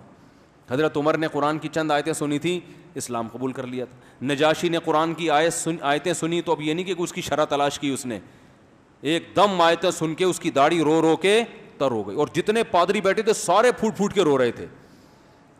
لیکن قرآن کی کچھ آیتیں ایسی ہیں جب تک نبی نہیں سمجھائیں گے وہ سمجھ میں نہیں آئیں گی. اچھا, اگلا مقام اللہ نے جو اصل میرا ٹاپک تھا, فرمایا وَيُزَكِّيهِمْ, نبی ان کا تزکیہ کریں گے. تزکیہ کو آسان لفظوں میں ٹریننگ, تربیت, یعنی انسان کو انسان بنانا حقیقی معنوں میں. تو یہ صحابہ نے قرآن پڑھ کر براہ راست ان کا تزکیہ نہیں ہوا, بلکہ نبی نے پریکٹیکلی ان کا تزکیہ کیا ہے. کیسے کیا, اس کی بہت ساری مثالیں ملتی ہیں. ایک صحابی درخت لگا رہے ہیں, آپ صلی اللہ علیہ وسلم ان کے پاس گئے, فرمایا تم یہ اتنی لمبی لمبی امیدیں, یہ پھل دے گا کتنے سال کے بعد, کیا تمہیں یہ امید ہے کہ میں اتنے سال یقیناً زندہ رہوں گا میں؟ دیکھو آپ صلی اللہ علیہ وسلم نے پریکٹیکلی ان کی تربیت کی کہ دنیا دل لگانے کی جگہ نہیں ہے. دوسری طرف آپ ترغیب دے رہے ہیں, جس نے درخت لگایا مر گیا, جب تک چرند پرند بھی اس درخت سے کھاتے رہیں گے اسے ثواب ملتا رہے گا. کیا مطلب, درخت لگانے سے منع نہیں کیا جا رہا, درخت لگانے میں آپ کی نیت کو صحیح کیا جا رہا ہے. دنیا مقصد نہیں ہونی چاہیے, اتنے لمبی لمبی دنیا کے لیے پلاننگ بے وقوفی ہے. وہ ہے نا, آگاہ اپنی موت سے کوئی بشر نہیں, سامان 100 برس کا پل کی خبر نہیں. تو یہ تو قرآن میں اللہ نے خود کہہ دیا کہ دنیا دھوکے کا گھر ہے, دل لگانے کی جگہ نہیں ہے. تو کافی تھا نا, اتنا کافی ہوتا تو پھر نبی پریکٹیکلی صحابہ جب درخت لگا رہے ان کو جا کے سمجھاتے نہیں. یہ عملی طور پر باقاعدہ تربیت کی جا رہی ہے, عین موقع پہ تنبیہ کی جا رہی ہے, بھائی کیا کر رہے ہو, درخت لگا رہے ہو بھائی. ایک صحابی نے گھر بڑا عالی شان تعمیر کی نا, آپ کو دیکھ کے ناگواری ہوئی, ان صحابی نے وہ قبہ گرا دیا اپنا. پھر آپ صلی اللہ علیہ وسلم کا گزر ہوا دیکھ کے خوش ہوئے. آپ نے فرمایا بدترین چیز جس پہ انسان کا پیسہ خرچ ہو وہ تعمیر ہے. آپ ایک دم پریشان ہو جائیں گے, کس قسم کی باتیں کر رہے ہیں آج مولوی صاحب. یہ ٹریننگ ہے, یہ وہی جو میں بیان کرتا ہوں, سب سے پہلے پیسہ خرچ کرو کھانے پر, سریا مکان کے بجائے اپنی ہڈیوں میں ڈالو. سمجھ رہے ہو, نہیں آ رہی بات. پھر سواری اچھی رکھو, سب سے پہلے تو بیگم اچھی رکھو, اس کے لیے بھی پیسے خرچ ہوتے ہیں آج کل. فری پھوکٹ میں اچھی بیوی بھی ملتی ہے آج کل, کوئی نصیبوں والوں کو مل جائے تو الگ بات. سادگی کی ترغیب دے رہے ہوتے ہیں لوگ ہمیں, یار وہ اتنا مہر, ان کو بولیں اسلام میں سادگی ہے. تو میں نے کہا یہ سادگی بحریہ ٹاؤن میں مکان لیتے ہوئے سمجھ میں نہیں آئی تھی ہیں. اس کا مطلب تم چاہتے ہو تمہیں فری پھوکٹ میں کوئی بھی باپ اپنی بیٹی پکڑا دے, اور تم پھر اس کی جب فری پھوکٹ میں آئے گی تو قدر تھوڑی ہوتی ہے. مہر کا تو تصور ہی یہی ہے نا اسلام میں, کچھ جیب سے نکلے گا تو قدر کرے گا, بھائی چھوڑنا آسان نہیں ہے, اتنا مہر ہے. مہر دیکھو 5,000 10,000, یہ میں تو نکاح پڑھاتا ہوں, اتنے تھوڑے تھوڑے مہر, یار کیا ہو گیا یار. یہ اس وقت تو میں کچھ نہیں کہتا, بھائی تمہاری مرضی, تم 10,000 رکھو 15, لیکن میں سوچتا ہوں یار عورت کی کچھ تو ویلیو ہونی چاہیے معاشرے میں. 10,000 میں تو رکشا, کچھ رکشے کی قیمت ہی دے دو بیوی کو. اتنے تھوڑے تھوڑے مہر, اس کا مطلب ہے کہ عورت کی ویلیو معاشرے میں ختم. جہیز کئی لاکھ کا جا رہا ہے جس کا اسلام میں تصور نہیں ہے. مہر 15,000 20,000 25,000, وہ ٹھیک ہے اسلام میں سادگی ہے, لیکن پھر یہ سادگی ہر جگہ ہے نا. گاڑی یار تم 25 لاکھ کی 30 لاکھ کی 40 لاکھ کی لے رہے ہو, اس کا مطلب 40 لاکھ کم بہت گاڑی پہ لگا رہا ہے, اور بیوی کو 20,000 مہر دے رہا ہے, اس کا مطلب تیری نظر میں گاڑی کی ویلیو بیوی سے زیادہ ہے. تو یہ کیا ہے, یہ اس کا مطلب ہے عورت کی ویلیو ختم. اور ختم کیوں ہوئی ہے, وہی وجہ جو جس پہ ایک دم آپ کو جوش آ جاتا ہے. کرنا کچھ بھی نہیں ہے آپ لوگوں نے, سپلائی زیادہ ہے ڈیمانڈ کم ہے, تو ڈیمانڈ سپلائی کی نسبت بڑھا دو. ڈیمانڈ ایک کی ہے, سپلائی زیادہ ہو رہی ہے, ڈیمانڈ بڑھا دو. ہر آدمی 2 رکھے گا تو ڈیمانڈ خود بخود, جب دوسری کرو گے نا تو پھر 10-15 ہزار میں نہیں ملے گی آپ کو. دوسری کر کے دیکھو, فوراً لڑکی والے بولیں کیا دے گا بھائی تو, دوسری کر رہا ہے, ایسے تھوڑی ہم اپنی بیٹی دوسری پہ دیں گے. پھر آپ اس کی مرضی کا مہر, اور جب یہ 2 کا رواج ہوگا پھر پہلی کا مہر بھی خود بخود بڑھ جائے گا, کیونکہ لڑکی والوں کے لیے رشتوں کی کمی نہیں ہوگی. جیسے ان علاقوں میں جہاں 2-3 شادیوں کا رواج ہے, وہاں مہر آپ ایسے مہر ہوتے ہیں کہ آپ کے ہوش اڑ جائیں, اتنے مہر لیتے ہیں وہ لوگ, ہوش اڑ جائیں آپ کے. ابھی بھی 20-20, 25-25 لاکھ چل رہا ہے ایسے. میں تو ٹریول کرتا ہوں نا, کہاں کہاں جاتا ہوں, مجھے پتہ ہے ہر جگہ ایسا نہیں ہے. گلگت کے ایک گاؤں میں گیا, ایک آدمی کی 24 بیٹیاں, 4 بیویاں تھیں اور 24 بیٹیاں, ایک بھی بیٹا نہیں ہوا. ہمارے ہاں کسی کی 24 بیٹیاں ہوں ٹینشن سے مر جائے گا نا. اس کی 24 بیٹیاں, میں اس سے ملا, ذرا بھی ٹینشن نہیں ہے, کیونکہ جب اس نے 4 کی ہوئی ہیں تو گاؤں میں سب 2-2, 3-3 کرتے ہیں. تو لڑکیاں کیا ہو گئی ہیں, شارٹ. اب جس کے یہاں بیٹیاں ہیں نا, سب اس سے تمیز سے بات کرتے ہیں, کسی طرح یہ ہمارے بیٹے کو اپنی بیٹی کا رشتہ دے دے گا یار, کیونکہ گاؤں میں رشتوں کے لیے لڑکیاں نہیں ہیں, تو اس کو کوئی ٹینشن نہیں ہے. صحیح ہے نا, 24 بیٹی ہیں کہ 48 بھی ہو, کوئی مسئلہ نہیں ہے. وہاں ٹینشن بیٹوں کی ہے کہ یار اس بیٹا بڑا ہوگا, کم وقت کے رشتہ کون دے گا اس کو, کیونکہ رشتوں کے لیے بھی لڑکی والے مہر بہت مانگتے ہیں. یہ میں خدا کی قسم اپنی آنکھوں سے دیکھ کے آیا ہوں, تو اس لیے ہماری باتیں آپ کی سمجھ میں نہیں آتی, لیکن حقیقت یہی ہے جو میں بیان کر رہا ہوں. دوبارہ آتے ہیں ہم, یہ درمیان میں یہ ہمارا جب موٹر وے پہ چلتے ہیں تو راستے میں قیام و طعام آتا رہتا ہے نا, ہر 5-10 کلومیٹر قیام و طعام 5 کلومیٹر, تو وہ آتا رہے گا, قیام پوری زندگی آئے گا, یہ یاد رکھو. لوگ کہتے ہیں خدا کا واسطہ اپنے بیان سے اس ٹاپک کو نکال دو, تو میں کہتا ہوں آپ اب عادی ہو جائیں اس کے کہ یہ موٹر وے پر جب بھی آپ چلو گے نا تو ہر تھوڑی دیر بعد آئے گا قیام و طعام. وہ ان کا ایک اصول ہے بھائی, اتنے کلومیٹر کے بعد قیام و طعام کا انتظام ہوگا, آپ وہاں گاڑی روکیں نہ روکیں, بورڈ آ جائے گا, وہ آپ کی مرضی ہے. تو ہمارے بھی ہر بیان میں یہ بورڈ آتا رہے گا, کیونکہ ڈھیٹ پنا بہت زیادہ نظر آ رہا ہے, ہلتے نہیں ہیں لوگ. جلدی سے بات سمیٹتا ہوں.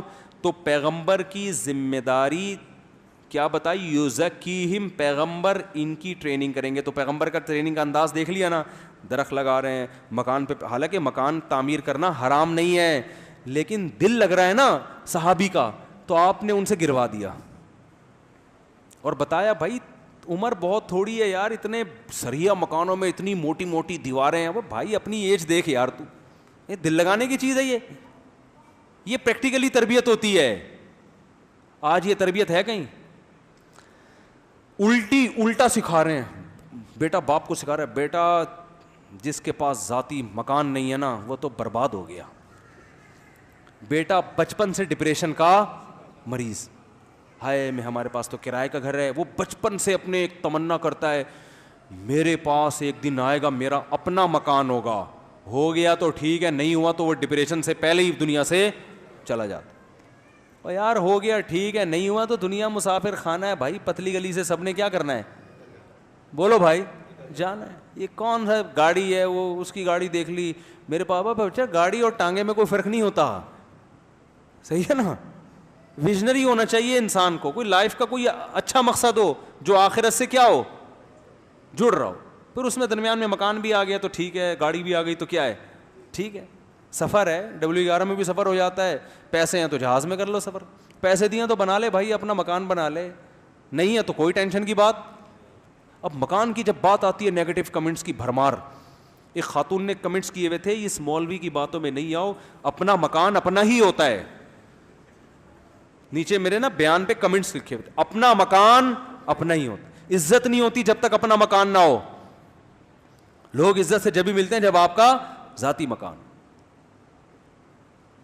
تو بھائی بات یہ ہے کہ بہت پیسہ اللہ نے دیا ہے نا, بادام پستے بھی کھا لیے, دیسی گھی بھی کھا لیا, جاگنگ بھی کر لیے, صحت بھی ہو گئی, بیوی بھی کوئی ٹائٹ قسم کی, سب کچھ ہو گیا, بہت اللہ نے پھر بھی دیا ہے. تو 1-1.5 کروڑ مکان میں لگا دو یار, کیونکہ آپ کے لیے 1-1.5 کروڑ کی کوئی ویلیو نہیں ہے, تو ٹھیک ہے اپنا ہو گیا.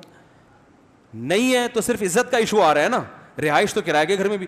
عزت کے لیے دوسرے بہت سارے طریقے ہیں جن سے آپ کی عزت اس سے بھی زیادہ ہو جائے گی. پلاٹ خرید کے بیچو, بزنس کرو یار. جب کوئی کہ آپ کا ذاتی مکان نہیں, بولو میرے پاس 10 پلاٹ ہیں الحمدللہ, ٹھیک ہے نا. یعنی اتنی انویسٹمنٹ کر کے پھنسا کیوں رہے ہو, مسئلہ ہی ہے. رہائش کے لیے تو کرائے کا گھر بھی اسی اچھی قیمت پہ مل جاتا ہے یار, تو کیوں انویسٹمنٹ اتنی پھنسا رہے ہو. وہ پھنسائے جس کے پاس بہت زیادہ پیسہ ہو, نہیں ہے تو چھوڑو یار, کھاؤ پیو موج مستی کرو, نکل جاؤ گے. اور جب مکان بنے گا نا تمہاری عمر کتنی رہ جائے گی, جن لوگوں نے بحریہ ٹاؤن میں بنگلے خریدے ہیں نا, اونر ہے, ان کی ایج جا کے پوچھو, کوئی 50 سال کے 55 کا تو رہ کتنا گیا. اور کورونا نے لپیٹ دیا, تو کورونا سے تو بہت سے لوگ لپٹ گئے ہیں. اس دوران کورونا ہو گیا تو ویسے انا للہ ہونے کا بہت زیادہ خطرہ ہے. نہیں ہوا, بچ بچا کے نکلے, کار کا ایکسیڈنٹ ہو سکتا ہے, جہاز نیچے گر سکتا ہے, کوئی بیماری ہو سکتی ہے, لنگس کا مسئلہ ہو سکتا ہے, کوئی گردوں کا مسئلہ ہو سکتا ہے, 20 قسم کے مسائل ہیں. بونس پہ چل رہا ہے 50 سال کے بعد. اب بحریہ ٹاؤن سے زیادہ تمہیں ضرورت تھی کہ تم بونس سے نکلو کسی طریقے سے. وہ اس پہ خوش ہو رہا ہے میرا. ابے بھائی دن کتنے رہ گئے. دیکھو میں جس ایج میں ہوں نا ابھی, میں کوئی نیکا بہت بزرگ نہیں ہوں, لیکن بزرگوں کی تھوڑی سی جوتیاں سیدھی گئی تو اتنا احساس رہتا ہے کہ اب مجھے ذاتی مکان میں ذرا بھی دلچسپی نہیں ہے. اس لیے کہ یار آدھی سے زیادہ زندگی ہماری گزر گئی. اب کیا بچپن میں بن جاتا تو چلو تھوڑا بہت شو مارتے ہیں, ہمارا اپنا گھر ہے. اب تو نے رہنا کتنا ہے. تو میں سوچتا ہوں یار, میں سوچتا ہوں کتنی زندگی رہ گئی. وہ بھی اگر بہت زیادہ ہوا تو 70-80 سال نا اگر بچ گئے تو کیسے ٹھک ٹھک ٹھک کر کے گزرتے ہیں. جو انجوائے لائف کو انجوائے کرنے کا جو اصل ٹائم تھا وہ تو گیا نا. اب تو آگے بڑھاپا ہے,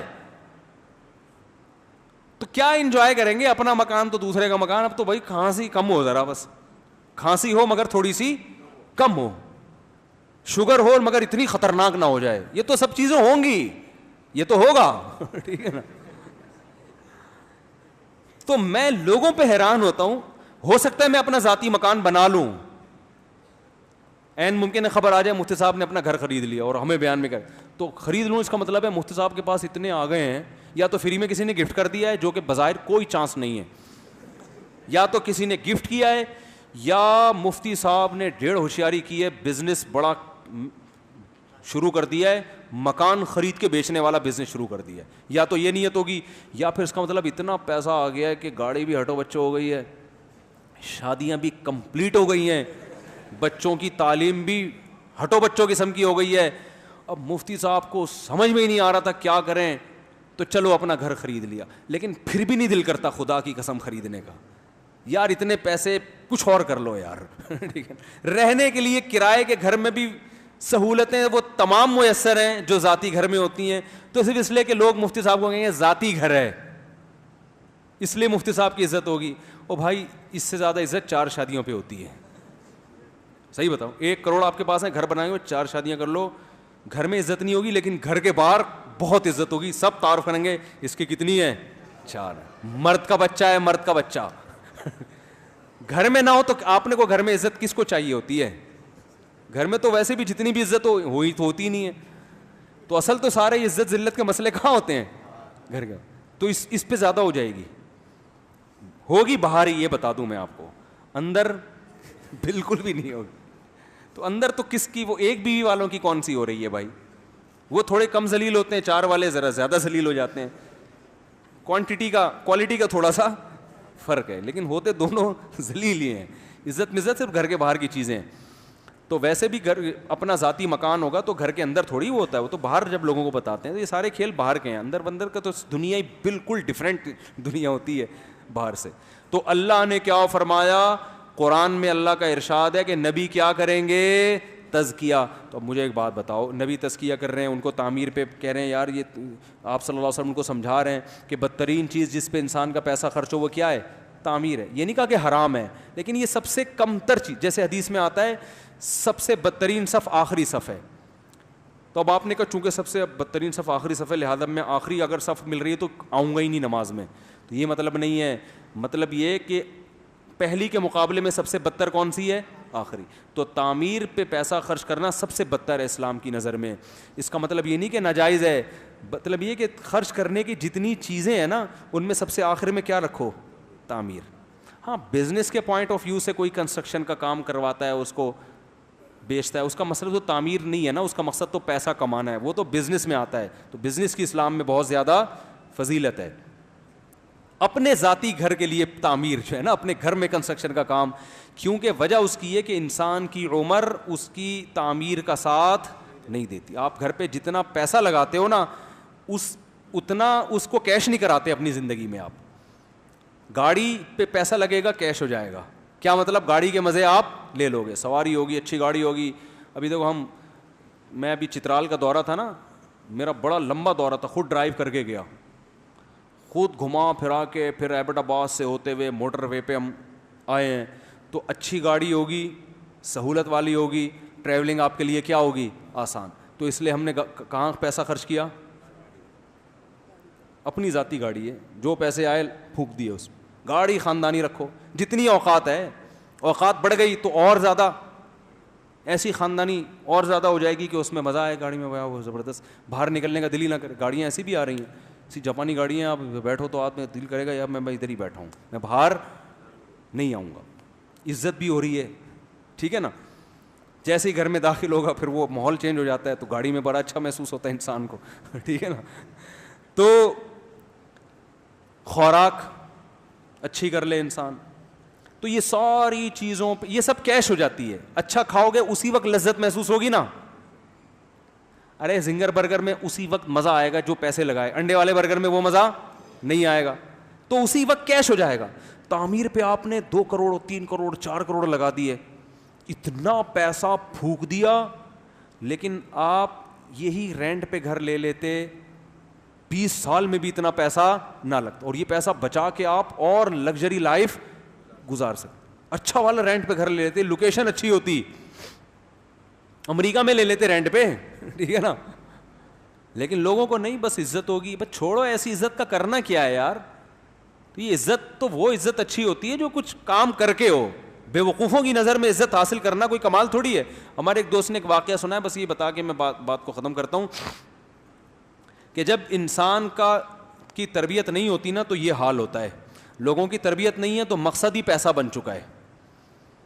تو انہوں نے مجھے بتایا کہ ایک کرسچن لڑکا تھا, لڑکا کیا آدمی تھا, اس کی جب ڈیتھ کا وقت آیا نا, یعنی ڈیتھ کا وقت کا مطلب ڈاکٹروں نے جواب دے دیا کہ آپ بیمار ہو, اب آپ بچ نہیں سکتے, کینسر تھا یا کیا تھا, اس کو اندازہ ہو گیا 2-3 مہینے بعد میں دنیا سے چلا جاؤں گا. تو اس نے اپنے دوستوں کو بلا کے کیا وصیت کی ہے. یہ بتا رہا ہوں کہ جو عزت کا کانسیپٹ ہے نا ہمارا, وہ کانسیپٹ ہی غلط ہے, اس سے انسان ایسی غیر اخلاقی حرکتوں پہ آتا ہے. تو عزت وہ چیز جو عزت داروں کی نظر میں آپ کی عزت بڑھے, تو عزت داروں کی نظر میں ان چیزوں سے عزت نہیں بڑھتی, ورنہ ہمارے سابق صدر کی عزت دنیا میں سب سے زیادہ ہوتی, کیونکہ ان کے پاس جو ذاتی مکان ہے ایک نہیں ہے, ہول سیل کے حساب سے ہیں. تو محترم نے کیا کیا, اپنے دوستوں کو بلا کے وصیت کی کہ یار میں جس گھر میں رہ رہا ہوں نا, پہلی فرصت میں اس کو بیچ کے ڈیفینس میں کوئی 1000 گز کا بڑا لگژری قسم کا گھر لو.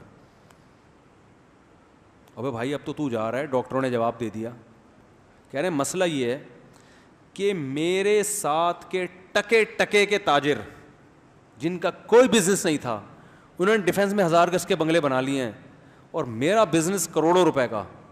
میں نہیں چاہتا کہ میرا جنازہ اس گھر سے نکلے, ان کو دکھانے کے لیے کہ تمہاری میرے سامنے کوئی اوقات ہے نہیں, تو میں چاہتا ہوں میرا جنازہ اس گھر سے اٹھے تاکہ ان کو ان کی اوقات پتہ چلے کہ وہ ہیں کیا. اور ایک فحش گالی بھی نکالی ان تاجروں کے لیے. وہ تو میں نے بتایا تھا نا معین اختر کا, کہ ماموں کا کام کیا ہے. یار کیا ہو گیا, آپ لوگ ایسے بن جاتے ہیں جیسے کچھ ہوا ہی نہیں. اتنی مغز ماری کر کے میں نے بتایا تھا, وہ کلپ بھی دیکھ لیں, کہ وہ ماموں کا کام صبح سے شام کیا ہے. حالات نے ایسا بنا دیا کہ وہ صبح شام کیا کرتے ہیں, گالیاں, بلب کے رشتہ داروں کو گالیاں. پھر میں نے اپنے واقعات بتائے تھے کہ میں نے وہ GTO 125 پہ کلر کروایا, کلر ٹیڑھا ہو گیا, تو ہمارا جو دوست تھا وہ ٹینکی کو گالیاں دے رہا تھا, حالانکہ گالی تو اس کو بنتی ہے نا, لیکن حالات نے ایسا بنا دیا. تو اس کو اتنا غصہ آ رہا تھا کہ ان تاجروں کو فحش گالی دے کے کہہ رہا تھا کہ یہ کمبخت چند ٹکے 2 ٹکے کے تاجر تھے, آج ان کے ڈیفینس میں 1000 گز کے بنگلے ہیں. میں اپنے جنازے سے دکھانا چاہتا ہوں کہ ابھی بھی تم میری خاک کے برابر نہیں ہو. اس کی نظر میں عزت کس میں ہے, بولو بھائی, اس میں. تو اگر آپ نے جو میدان کمپٹیشن کا اس چیز کو بنایا, اس میں ٹینشن کے سوا کچھ بھی نہیں ہے. ذاتی گھر میں بھی آپ کی عزت نہیں ہوگی, کیونکہ آپ کے گھر سے اچھا گلی میں کسی دوسرے کا بھی گھر ہوگا. کہ گھر ایسا ہونا چاہیے, سرجانی ٹاؤن میں جو میرا گھر ہے اس پہ میری انسلٹ ہو رہی ہے. لوگ کہتے ہیں سرجانی میں رہتے, چھی چھی چھی چھی, اورنگی ٹاؤن میں رہتے. وہ جو ڈیفینس میں میرے ساتھ دوست آتا ہے نا کمپنی میں جاب کرنے کے لیے, جب وہ بتاتا ہے کہ میرا گھر ڈیفینس میں ہے, میں کہتا ہوں اورنگی ٹاؤن میں، حالانکہ ذاتی گھر ہے. تو پھر لوگ کہتے ہیں کہ اس کو تو سلام کرتے ہیں، مجھے کوئی رشتے بھی نہیں ملتے نا آج کل. تو سب سے پہلے لوکیشن دیکھی جاتی ہے کہاں ہے. تو پھر جو ڈیفینس والا ہے وہ بحریہ ٹاؤن والوں پہ آج کل کیا کر رہے ہیں، جب سے پانی وانی بھرا ہے نا، کہ یار وہ بحریہ ٹاؤن میں اتنا بڑا بنگلہ، پھر بحریہ ٹاؤن سے آگے پھر آپ یو کے میں رہتا ہے بھائی ٹھیک ہے نا، یو کے والا امریکہ میں رہتا ہے. تو اس کی تو کمپٹیشن کی کوئی انتہا ہے ہی نہیں، اس پہ تو نان اسٹاپ. آپ ابھی یہ سمجھ رہے ہو کہ میرا جب فلاں جگہ گھر ہو گیا تو میں مطمئن ہو جاؤں گا، یہ آپ کی بھول ہے. یہ آپ کو ابھی لگ رہا ہے، جب ملے گا تو مطمئن نہیں ہو گیا آپ. دنیا میں آج تک کوئی مائی کا لال ایسا پیدا نہیں ہوا جو اطمینان سے بیٹھ گیا ہو کہ بہت ہو گیا اب بس انجوائے کریں گے لائف کو. نا نا نا نا نا نا، کہے گا یار اس کو بڑھاؤ. نبی صلی اللہ علیہ وسلم کی حدیث کبھی جھوٹی ہو سکتی ہے؟ آپ نے فرمایا کہ ابن آدم کو سونے سے بھرا ہوا جنگل مل جائے نا، وہ یہ چاہے گا کاش ایسے 2 جنگل ہوتے. کبھی بھی اگر ہوتا تو یہ ہمارے بڑے بڑے جو سیاسی لیڈر کرپٹ ہیں یہ چین سے بیٹھ چکے ہوتے ہیں نا، کہتے یار بہت کھا لیا اب کیا کریں، اتنی لگژری لائف کے. اب دیکھو ٹھنڈک اے سی سے زیادہ ہو نہیں سکتی، گدے ملٹی فارم سے زیادہ اچھی کمپنی ابھی تک میرے علم میں نہیں ہے. گھر میں وہ گدے ڈال لیے، گھر بنا لیا بڑا، سوئمنگ پول بھی ہے، یہ بھی ہے، وہ بھی ہے، یہ بھی سب کو. اب کیا کریں، تو ختم ہو جانا چاہیے نا بھائی، سب کچھ تو مل گیا. لیکن ہمیں لگ رہا ہے کہ اب ان کی سوچ ختم ہو جانی چاہیے، اس لیے کہ ہم ان کی جگہ ہیں نہیں. جب ہم ان کی جگہ آئیں گے تو ہم کہیں گے یار یہ تو تھوڑا ہے بہت، وہ فلاں ملک کا وزیر اعظم تو اس سے بھی زیادہ کما لیا. وہ پھر اپنے آپ کو وزیر اعظم سے مقابلہ کریں گے، یار فلاں نے تو 5 سال کامیابی سے لگا لے، مجھے 3 سال کے بعد ہی برطرف کر دیا. پھر ان کا یہ کمپٹیشن شروع ہوتا ہے. تو میرے بھائی دنیا کی دوڑ ایک ایسی دوڑ ہے جس میں تھکنے کے علاوہ آپ کو کچھ بھی حاصل نہیں ہوگا. لوگ ہم سے کہتے ہیں مولوی صاحب آپ اتنے خوش کیوں رہتے ہیں؟ لوگ اکثر مجھ سے پوچھتے ہیں آپ نے تو ٹینشن کی کوئی چیز چھوڑی، 14 بچے ماشاء اللہ، اور شادی ایک آج کل ایک مصیبت بن جاتی ہے پھر بھی ٹینشن. تو میں کہتا ہوں کہ میں وہ ایک تو اللہ نے نیک لوگوں سے وعدہ کیا کہ مطمئن رکھیں گے، تو میں تو دعویٰ نہیں کرتا کہ میں نیک ہوں، لیکن اتنی بات ہے کہ کمپٹیشن کا شوق، وہ فلاں کی گاڑی اچھی تو میری گاڑی ایسے اچھی ہے، یا فلاں کے پاس گھر ہے تو ہمارا. او بھائی مجھے جتنا ملا ہوا ہے میں سمجھتا ہوں کہ میں اس کا بھی مستحق نہیں. بھائی اللہ نے ہمیں ہماری حیثیت سے، ہماری حیثیت کیا ہے بھائی، ہم تو کون سے اتنے نیک ہیں؟ اللہ ہم سے نوالا چھین لے یہ اللہ کا حق ہے، لیکن اللہ نے نوالا نہیں. میں اس پہ خوش ہوتا ہوں، صبح میں نے پٹھان ہوٹل کا پراٹھا کھایا ہے، آج بھی کھایا ہے، ایسا مزہ آتا ہے یار. پٹھانوں کے پاس ایسے کرارے پراٹھے بنتے ہیں، ہاف فرائی انڈا بھی تھا، چائے بھی کڑک سی بنی ہوئی تھی. وہ جب کھائے نا تو ایسا لگتا ہے کاکڑ دنہ ہو گیا. کاکڑ دنہ سمجھتے ہیں؟ اب یہ سمجھانے میں 1 گھنٹہ لگے گا کاکڑ دنہ کیا ہوتا ہے. دیکھو جب قوالی چلتی ہے نا تو شروع میں ایسے آرام آرام، پھر ایک دم کاکڑ دنہ، کاکڑ وہ ایک دم اسپیڈ مارتی ہے، پھر وہ کاکڑ دنہ آتا ہے پھر وہ. تو یہ کاکڑ دنہ کا مطلب ہم نے ایک دم اسپیڈ میں آ گئے. تو یار یہ کتنی بڑی اللہ کی نعمت ہے، پٹھان ہوٹل کا پراٹھا ہمارا پیٹ ہضم کر رہا ہے صحیح ہے نا.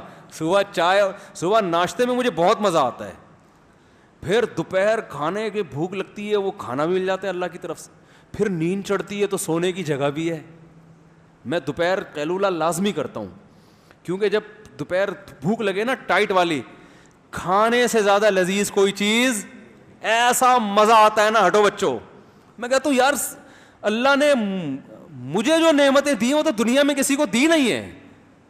کہ ہم دوپہر جب تھکے ہوئے آتے ہیں گھر میں کھانا ہوتا ہے، ایسا مزہ آتا ہے، دال چاول اور کچا پیاز اور اچار.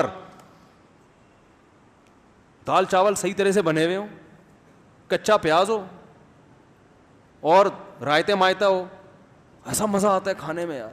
پھر کھا کے آتی ہے نیند، آتی ہے کہ نہیں آتی؟ سونے کی جگہ بھی ہے، کوئی گورنمنٹ کی طرف سے سونے پر پابندی نہیں. پابندی ہو تو میں ٹینشن میں آؤں گا، نہیں سونا نہیں ہے آپ. ارے بھائی دماغ تھک رہا ہے یار، نیند آ رہی ہے، کوئی پابندی نہیں ہے، الحمدللہ لیٹتے ہیں، آنکھ لگ جاتی ہے، آدھا گھنٹہ 1 گھنٹہ سو کے اٹھے، پھر ایک غلط کام کرتا ہوں، کڑک چائے پیتا ہوں جو نہیں پینی چاہیے. لیکن تھوڑا بہت تو سٹا چلتا ہے نا. لوگ چرس پی رہے ہیں، ہیروئن پی رہے ہیں یار، اتنا میں اپنے نفس کو تسلی دیتا ہوں یار تھوڑا بہت غلط کام ہونا چاہیے، کیونکہ مزہ بہت ہے بار. چرسی ہیروئن کو وہ مزہ نہیں آتا کیوں، اس کا عادی ہو گیا ہے نا. پھر جب ہم آدھا 1 گھنٹہ سو کے اٹھتے ہیں، دماغ اتنا فریش. آپ دوپہر قیلولہ کر کے دیکھیں، رات 2 بجے تک آپ فریش رہیں گے. لوگ کم وقت کھانا کھا کے سوتے نہیں ہیں یار. اس سے بحریہ ٹاؤن میں آپ کا بنگلہ فائدہ نہیں ہے, کیونکہ جب آپ نے کھانا کھا لیا پیٹ بھر کے, نیند آئے گی, آپ سو نہیں رہے, دماغ فل ٹینشن میں جائے گا.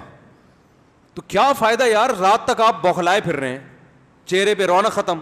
ہم کیا کرتے ہیں, سو گئے.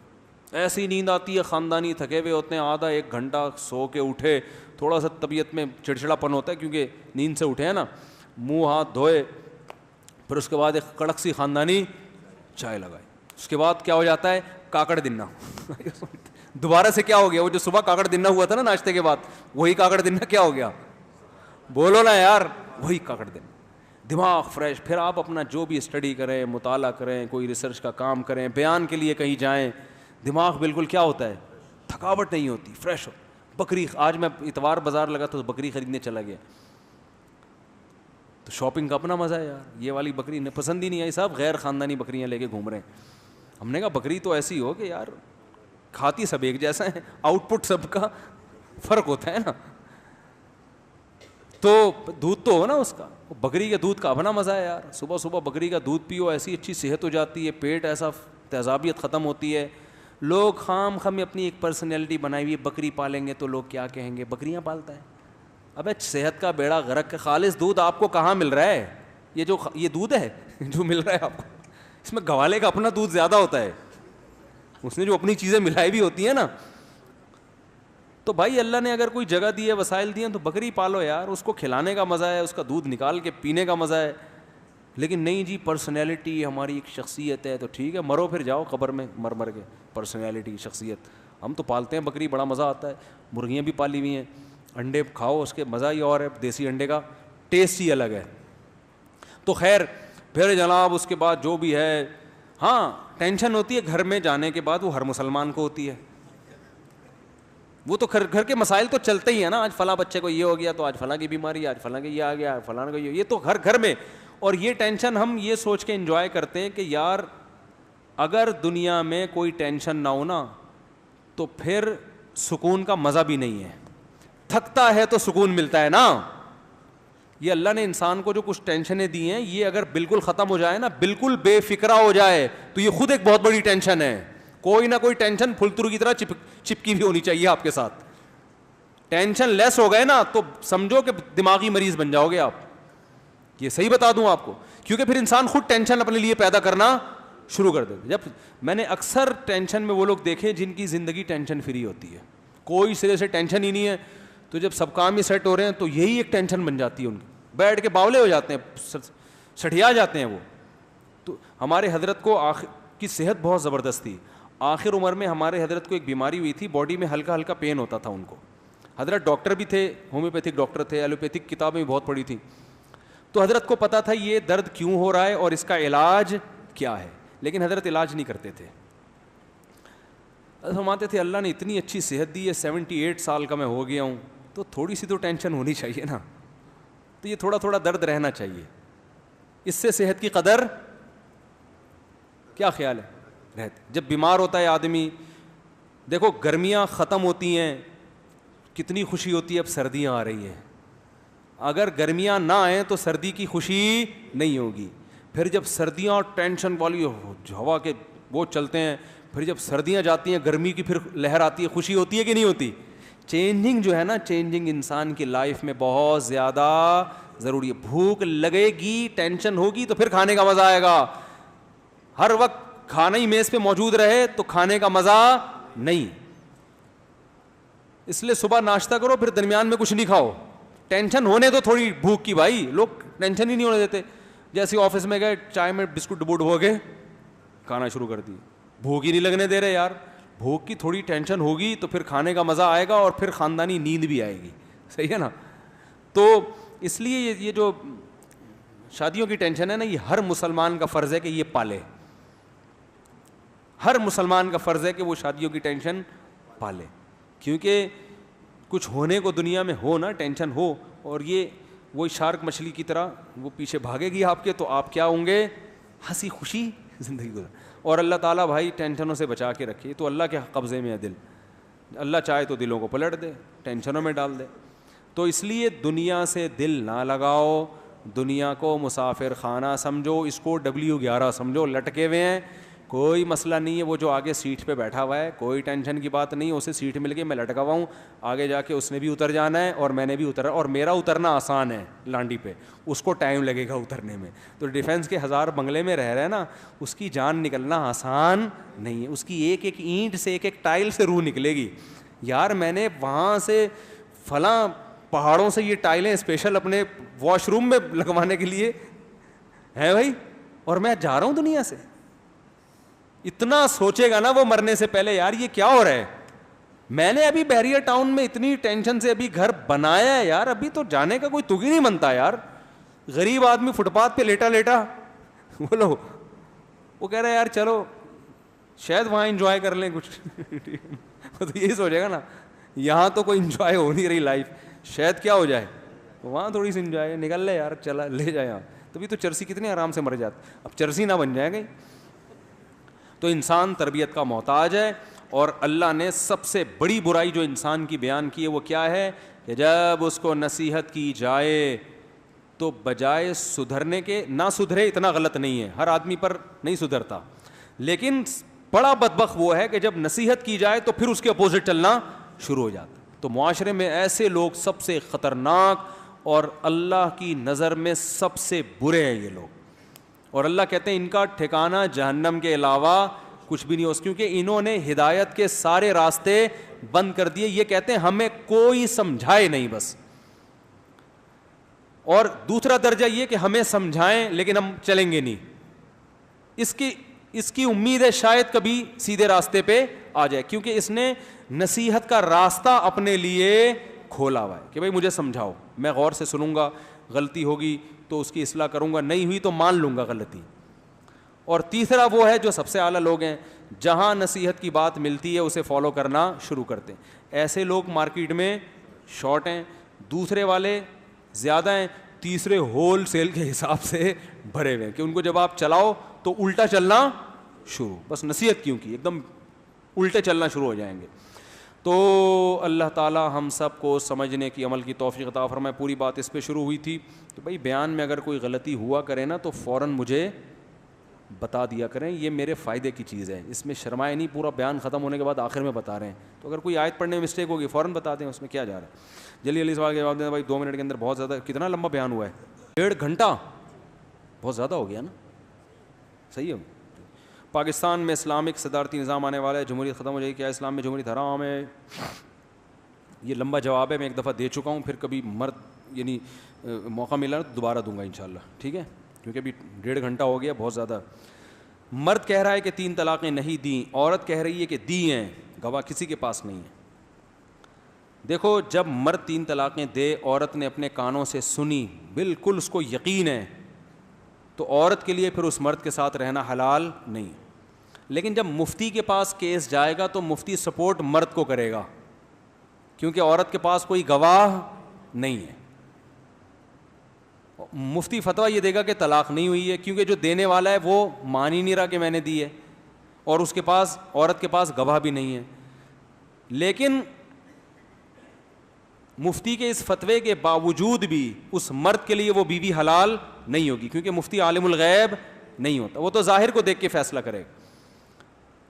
لیکن عورت کو مفتی یہ بتائے گا کہ اگر آپ نے 100% یقین ہے اپنے کانوں سے سنی ہے تو آپ کسی بھی طرح سے اپنی جان چھڑائیں. تو آج کل ایسی عورتوں کو ہم مشورہ دیتے ہیں کہ اگر مرد نے 3 طلاقیں دی اور مکر گیا ہے, اور واضح لفظوں میں دی, وہمی نہ بنے, عورتیں وہمی بہت بنتی ہیں, وہ یوں کہا تھا تو یوں. آزاد کا لفظ آج کل بہت استعمال کیا جا رہا ہے, ہر دفعہ طلاق کے معنی میں نہیں ہوتا. یہ عورتوں کو وہم ہو جاتے ہیں, میرے میاں نے مجھے کہا آج سے میرا تمہارا تعلق ختم, آج سے تم آزاد ہو. تو بہت معنی آزاد کے بھائی, کام کاج میں آزاد ہو, اپنی ماں کے گھر جانے میں آزاد ہو. خواتین وہمی ہو جاتی ہیں کہ نیجی طلاق ہی ہو گئی ہے, تو وہمی نہ بنے. صاف لفظوں میں کسی نے طلاق دے دی اور آپ نے اپنے کانوں سے سنی, بالکل ہوش و حواس میں, کوئی وہم بھی نہیں ہے آپ کو, تو پھر وہ مرد کمبخت مکر گیا بعد میں, تو عورت کے لیے پھر یہ جائز ہے کہ وہ عدالت سے خلا لے لے. اس خلا کی شرعی حیثیت تو کوئی نہیں ہے, لیکن طلاق چونکہ پہلے ہو چکی ہے تو ایک اس کو ایک حکومت کی طرف سے پرمیشن مل جائے گی, سمجھ رہے ہیں نا. تو ایسے موقع پہ ہم ایسی عورت کو یہ مشورہ دیتے ہیں. مفتی صاحب, مرد کا سطر ناف سے گھٹنے تک ہے, تو لوگ شرٹ اتارتے ہیں تو ناف ہی نظر آتی ہے. ناف سطر میں داخل نہیں ہے, ناف سے نیچے جو متصل ایریا ہے وہاں سے گھٹنے تک سطر میں داخل ہے. مرد کی ناف سطر میں داخل, بولو نا بھائی, نہیں ہے.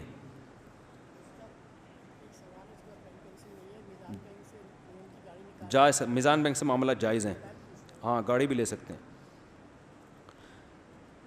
گھر اگر لینا ہو نا قسطوں پہ لے لیا کرو, انویسٹمنٹ اتنے پیسے پھونکنے کی, وہ کرائے میں جو جا رہا ہے تو وہ ادھر چلا جائے گا, پھر سمجھ میں آتا ہے. قسطوں پہ گھر لے رہا ہوں نا پھر ٹھیک ہے, 1.5-2 کروڑ کی کیش رقم کیوں لگا رہے ہو یار کہیں. تو اس لیے میں لوگوں سے کہتا ہوں اگر گھر ذاتی لینا بھی ہے تو اسلامک بینک سے نکلواؤ, قسطوں پہ لو. جو کرائے سے بچ جاؤ گے نا, وہی کرایہ وہاں دے رہے ہو تو وہی وہاں دے دو, تو اس سے گھر بھی اپنا ہو جائے گا اور کرائے کے اپنے, تو اپنا اپنا محسوس ہو جائے گا, وہ ٹینشن ختم ہو جائے گی. جائز کیوں ہے میزان بینک سے, اس کی میں کئی دفعہ دلائل بتا چکا ہوں. اگر ابھی پھر ٹاپک چھیڑا تو بات لمبی ہو جائے گی, کسی اور موقع پر, اب کسی اور موقع پر انشاءاللہ. اسلام کہتا ہے کہ میت پہ لوگوں کو کھانا نہیں کھلانا چاہیے, مگر یہ حدیث میں ہے کہ میت والے گھر میں 3 دن تک چولہا نہیں جلنا چاہیے. تو میت پہ جو لوگ آتے ہیں اکثر دور سے, تو ان کو کھانے کھلانے کا انتظام کیا جائے. جو میت کے گھر دور سے آئیں تعزیت کے لیے, ان کو کھانا کھلایا جا سکتا ہے. ہم تو دعوتوں کے قائل نہیں ہیں کہ میت ہے تو آج تیجا ہے تو آج کھانا چلے گا, لنگر چلے گا, کیونکہ اسلام میں کھانا ولیمے پر ہے. قورمے, بریانی اور یہ کھانے جو ہے نا, یہ کس پر ہیں؟ خوشی کے موقع پر ہے, غم پہ کھانا نہیں ہے. غموں پہ کھانا مجبوری کی حد تک جائز ہے, مجبوری اہل خانہ کو ہے. حدیث میں آتا ہے ان کے میت ہوئی ہے وہ کھانا نہیں پکا سکتے, ظاہر ہے غم میں ہے نا, وہ تھوڑی کہ خربوزے کاٹ رہے ہوں گے ان کے گھر میں اور وہ پراٹھے بن رہے ہوں گے صبح صبح. وہ ان کا میاں مر گیا, وہ کہاں پراٹھے بنائے گی بیچاری بیٹھ کر. تو اس میں شریعت نے حکم دیا جس کا میاں مر گیا تو وہ عورت کا خیال محلے والے کریں, اس کو کھانا 3 دن تک خود کھلائیں, اور 3 دن کے بعد کیا آپ خود پکاؤ. وہ ہو گیا, سب کے مر رہے ہیں, تمہارے بھی مر گیا. کوئی جلدی چلا جاتا ہے, کوئی لیٹ جاتا ہے, اور مارا بھی تو تم نہیں ہے, تمہاری وجہ سے تمہارا, یعنی اگر بالفرض اس کی وجہ سے مرا ہے, ورنہ ایسا ہوتا نہیں ہے. ایک مثال دے رہا ہوں. تو اچھا رپورٹ دیکھو, چھوڑو پھر رپورٹنگ کو میں جاؤں گا, دیر ہو رہی ہے, بیان بہت لمبا ہو گیا اصل میں. تو اب کیا ہے کہ اسی طرح جو دور دراز سے آئے ہیں, اب ان کو ہوٹل میں جانا پڑے گا کھانا کھانے کے لیے, وہ بھی غمزدہ ہیں, تو ان کو بھی کھلا دینے میں کوئی حرج نہیں ہے. باقی محلے والے کیوں کھا رہے ہیں وہاں پہ؟ اب ظاہر ہے وہ جب کھلائیں گے تو دیگ ہی بنے گی نا, جب اتنے سارے لوگ کھائیں گے تو دیگ ہی بنے گی نا, تو دیگ بنانا بھی جائز ہے. لیکن دعوت کے طور پہ یا صدقے کے طور پہ نہ ہو یہ کام, بلکہ ضرورت کی حد تک ہو کہ دور سے لوگ آئے ہیں تو اور کھانے کا ٹائم بھی ہے. اب یہ اپنے گھروں کو, کوئی ملیر سے آیا, کوئی لانڈی سے آیا, کوئی حیدرآباد سے آیا ہے, کھانے کا ٹائم بھی ہے, اور یہ ہیں بھی میت کے رشتہ دار, تو اب ان کی خدمت ہماری ذمہ داری ہے. تو محلے پڑوس والوں کو چاہیے کہ ان کے کھانے کا وہ انتظام کریں, خود اس میں شریک نہ ہو. ہوتا یہ کہ سارے محلہ آ کے تمبو لگتا ہے, سب پبلک آ کے کھا رہی ہوتی ہے کہ لنگر ہے, تو یہ میت پہ کھانے تھوڑی ہیں بھائی. اچھا بھائی, ظہر کی 4 مؤکدہ سنت کی آخری رکعت میں سورہ فاتحہ کے بعد سورت ملانا بھول گیا جی, تو سجدہ سہو کرنا پڑے گا. ظہر کی نماز میں 4 سنت کی کیا اہمیت ہے؟ 4 سنتیں مؤکدہ ہیں, ان کو چھوڑنا ٹھیک نہیں ہے. ظہر سے پہلے جو 4 سنتیں کبھی تھکاوٹ بہت زیادہ ہو تو چھوڑ بھی سکتے ہیں, لیکن معمول بنانا ٹھیک نہیں ہے. دوسرا, یہ 40 کتب اور 1 ابدال کا کیا مطلب؟ پتہ نہیں کیا مطلب ہے بھائی. مولوی تھانوی رحمہ اللہ سے کسی نے کہا کہ یہ ابدال بن گئے ہیں, ابدال, تو انہوں نے فرمایا پہلے گوشت تھے, اب دال بن گئے. ٹھیک ہے. میری یونیورسٹی میں عربی اور چائنیز پڑھائیں گے, تو میں چاہ رہا تھا کہ عربی لوں تاکہ قرآن مجید میں آسانی ہو, مگر قرآن کی عربی اور بولے والی عربی میں فرق ہے, اس میں آپ بتائیں. دیکھو, قرآنک عربک سیکھنے کے لیے میرے چینل پہ مفتی طارق مسعود اسپیچز پہ قرآن کی تفسیر کے لیکچر اپلوڈ ہو رہے ہیں. اس میں آپ شروع کے 8 لیکچر سنیں گے تو اس میں عربی گرامر ہے, اتنی گرامر جس سے آپ کو قرآن سمجھ میں آئے, اور پھر اس گرامر کو سیکھنے کے بعد جب آپ وہ لیکچر سنیں گے نا تو انشاءاللہ قرآنک عربی آپ کو آ جائے گی. جب امام نماز میں تلاوت کرے گا آپ کو سمجھ میں آئے گا کیا کہہ رہے ہیں انشاءاللہ. یہ میں نے اس پہ بڑی محنت کی ہے, بہت کئی سال تجربوں کا, ٹیچنگ کا نچوڑ ہے وہ. میں نے عربی بہت پڑھائی ہے, مدرسوں میں پڑھائی ہے, عربی گرامر پڑھائی ہے, عربی کتابیں پڑھائی ہیں, پھر تفسیر پڑھائی ہے. تو اس کے بعد میں نے ایک عوام کے لیے نا ایک پورا یوں سمجھیں کہ ایک تجربے کے بعد وہ سلیبس آپ کو کتابوں میں نہیں ملے گا, کچھ چیزیں کتاب ریٹن فارم میں آتی نہیں ہیں وہ, تو وہ آپ اگر سیکھ لیں گے نا انشاءاللہ قرآن آپ کا حل ہو جائے گا مسئلہ. باقی جو عرب عربی بول رہے ہیں اس کی آپ کو کیا ضرورت ہے, اس کی آپ کو کیا ضرورت ہے, سیکھ لیں تو بہت اچھی بات ہے, زبانیں تو جتنی آئیں اچھا ہوتا ہے, لیکن اگر آپ ٹائم کم ہے, مقابلہ سخت ہے, تو پھر اس زبان کو ترجیح دینی چاہیے جس میں فائدہ زیادہ سے زیادہ ہو. تو اس سے میں لوگوں کو کہتا ہوں کہ سب سے پہلے اردو زبان کے بعد انگلش کو ترجیح دو. وہ بین الاقوامی زبان ہے, دنیا میں ہر جگہ کا. آپ امریکہ میں چائنیز سے ملاقات کرو گے, وہ بھی آپ کے ساتھ انگلش میں بات کرنے کی کوشش کرے گا. اسے اپنے ملک میں چائنیز بولتا ہے, باہر جا کے وہ بھی انگلش بولنے پر کیا ہے. جیسے پاکستان میں رہنے کے لیے آپ کو اردو نہیں آتی تو آپ نہیں چل سکتے. ایبٹ آباد ایک ایسا شہر ہے جس میں ہر جگہ کے لوگ آتے ہیں. میں نے وہاں دیکھا ہے, میٹنگ ہوتی ہے نا ایبٹ آباد میں, ہم بھی گئے, مجلس ہوئی, ایک آدمی سرائیکی زبان بولنے والا بیٹھا ہے, ایک پشتو بولنے والا بیٹھا ہے, ایک ہند کو بولنے والا بیٹھا ہوا ہے, ایک ادھر گلگیتی بولنے والا, ایک چترالی بولنے والا, ایک ادھر پنجابی بولنے والا, وہاں مختلف. تو سب آپس میں کس زبان میں بات کرتے ہیں, اردو. اب ان میں سے کسی کو اگر اردو نہیں آئے گی تو اس کا رشتہ ان تمام قوموں سے ختم. سمجھ رہے ہیں نا. تو پاکستان میں بلکہ پورے بر صغیر میں, انڈیا بھی, ہندی اردو الگ الگ زبانیں نہیں ہیں, ٹوپی ڈرامہ ہیں. خام خواہ میں رسم الخط چینج کر کے اس کو ہندی کا نام دے دیا. یہ صرف اس لیے کہ اردو دنیا کی بڑی ترین زبانوں میں سے ایک زبان ہے. اس کو توڑنے کے لیے نا, اس کو چھوٹی زبان بنانے کے لیے ہندی کو الگ کیا, اردو کو الگ کیا, ورنہ یہ ایک ہی زبان ہے, ہندی بھی اور اردو بھی. کیونکہ زبان کی پہچان گرامر سے ہوتی ہے. وکیبس تو ہر زبان میں, ہر یہاں اردو میں کچھ الفاظ مختلف ہوں گے, وہاں کی اردو میں کچھ. تو گرامر جو ہے نا, دیکھو ہندی میں کیا کہتے ہیں, یہ کیا ہے, اس کو کیا بولیں گے, یہ کیا ہے. اردو میں کیا بولیں گے, یہ کیا ہے. لکھنے میں وہ سنسکرت رسم الخط ہے, یہ عربی رسم الخط ہے. تو گورے نے بڑی ہوشیاری کی ہے کہ دونوں زبانوں, یہ گورے نے کی ہے یا انڈیا نے کی ہے, جس نے بھی کی ہے, کہ دو اتنی بڑی زبان تھی کہ ہندی اور اردو ایک ہی زبان ہے. تو اب یہ انگلش کے بعد دنیا کی سب سے بڑی زبان ہوتی, کیونکہ چائنا سے زیادہ آبادی انڈیا, پاکستان, بنگلہ دیش اور برما, ان 4 ملکوں کو ملاؤ گے تو یہ آبادی چائنا سے بڑھ کر, ان چاروں ملکوں میں اردو بولی اور سمجھی جاتی ہے, ٹھیک ٹھاک طریقے سے سمجھی جاتی ہے. میرے جتنے لسنر انڈیا میں ہیں اتنے پاکستان میں نہیں ہیں. اس کا مطلب وہ سمجھ رہے ہیں نا ہماری زبان, حالانکہ وہ تو ہندی بولتے ہیں, ہم تو بیان اردو میں کرتے ہیں.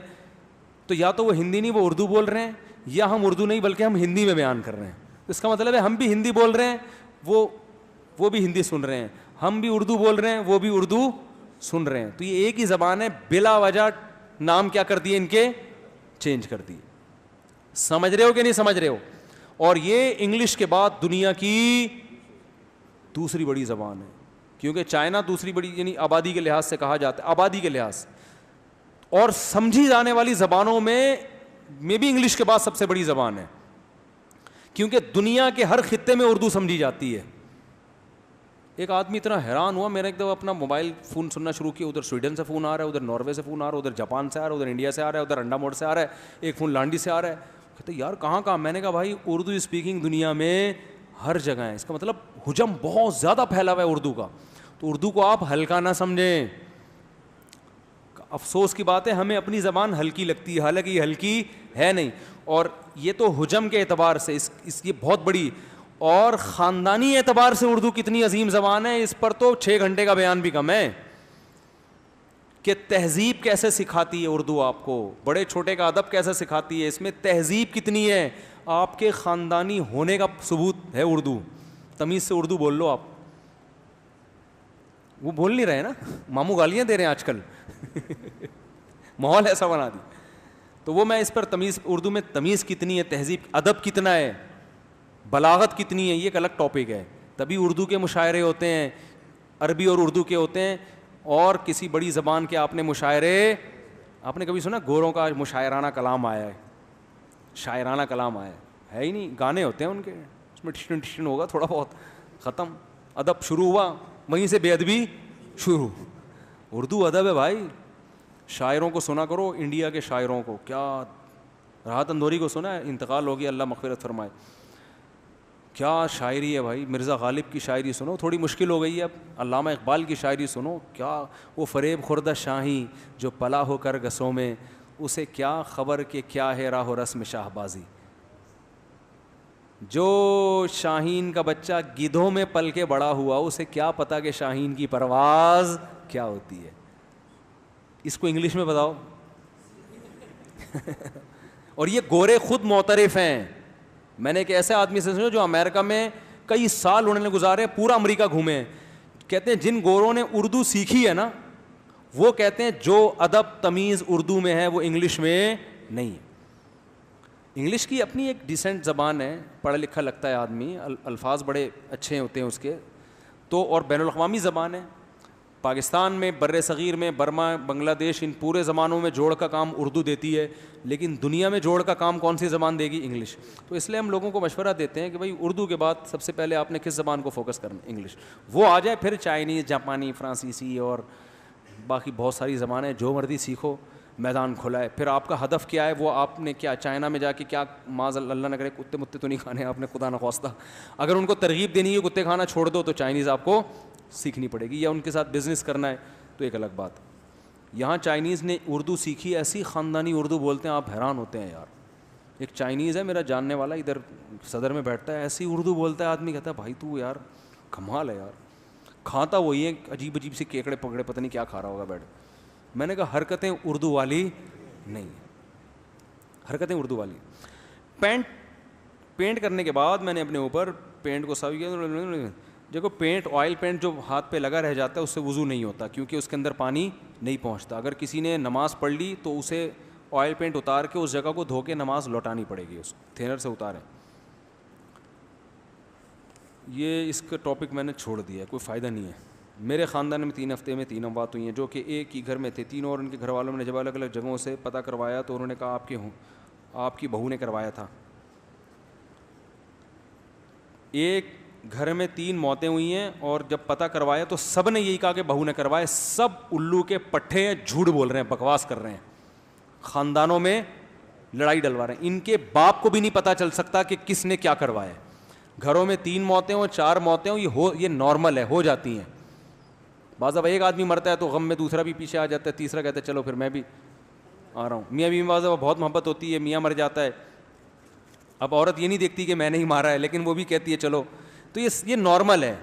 بعض دفعہ یہ کورونا جو وبا آئی ہوئی ہے نا, اس سے بھی گھروں میں بعض دفعہ 3-3, 4-4 موتیں ہوئی ہیں. اب لوگ مانتے نہیں ہیں کہ کرونا سے مرا ہے یہ, کیونکہ کرونا کا اثر سے کبھی اٹیک ہو رہا ہے. اب راحت اندھوری کو کرونا تھا, پتہ ہے آپ کو, حالانکہ وہ ہارٹ اٹیک سے انتقال ہوا ہے.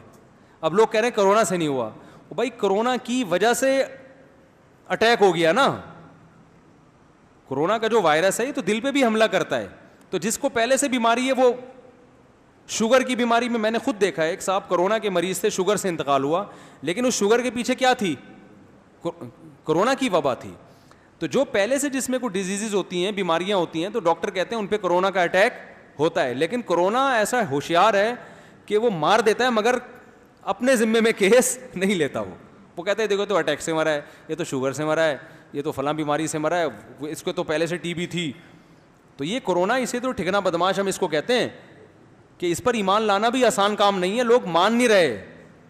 تو راحت اندھوری کے ساتھ بھی بڑے بڑے علماء کورونا سے انتقال ہوا, لیکن ان کے مریدین مان نہیں رہے کہ کرونا سے انتقال ہوا ہے, حالانکہ ان کی ہسٹری کے پیچھے وہ کرونا پازیٹیو تھا ان کا. اور وہ تو جو دل کے پیشنٹ ہوتے ہیں نا, ان پہ کرونا کا اٹیک بہت, کرونا ان سے ہارٹ اٹیک کرواتا ہے, سمجھ رہے ہیں نا, وہ ہارٹ اٹیک سے کرتا ہے. تو یہ بعض دفعہ گھروں میں ایک کو ہوا, دوسرے کو, تیسرے کو, 2-2, 3-3 جنازے بھی گھروں میں ہوئے ہیں اس سے. تو ایسا بھی ہوتا ہے. تو ہو سکتا ہے اس کے پیچھے ٹیسٹ تو لوگ کروا نہیں رہے ہیں, تو وہ پھر وہی ہوتا ہے کرونا کی. اور پھر کرونا کی علامتیں مختلف ہیں. ہمارے ایک جاننے والے کو بیماری ہوئی, وہ ایک دم سے 1 ہفتے کا ان کی یادداشت چلی گئی, عجیب بھی, حالانکہ زندگی میں کبھی ان کو ایسا نہیں ہوا, بالکل ایب نارمل ہو گئے. وہ 1 ہفتے کے بعد بالکل فٹ فاٹ ہو گئے. تو بعض ڈاکٹروں نے کہا کہ اس بات کا, انہوں نے ٹیسٹ تو نہیں کروائے, لیکن اس بات کا امکان ہے کہ میں کرونا کا اٹیک ہوا تھا, اور وہ 2-4 تھپیڑ لگا کے نکل لیا. تو وہ ہے نا, وہ تو بدماش ہے, وہ کسی پہ بھی کسی طرح سے اثر ہوتا ہے. کسی کا دماغ آؤٹ ہو جاتا ہے, کسی کو ہارٹ اٹیک ہو جاتا ہے, کسی کو سانس کا مسئلہ ہو جاتا ہے. تو یہ چل رہا ہے. تو یہ وبا سے دعا کرے اللہ جلدی جان چھڑائے. لیکن پھر بھی ہمارے ہاں موت کا ریشو اس میں بہت کم ہے. لیکن ایک ایک گھر میں 3 جنازے میں نے خود دیکھے ہیں.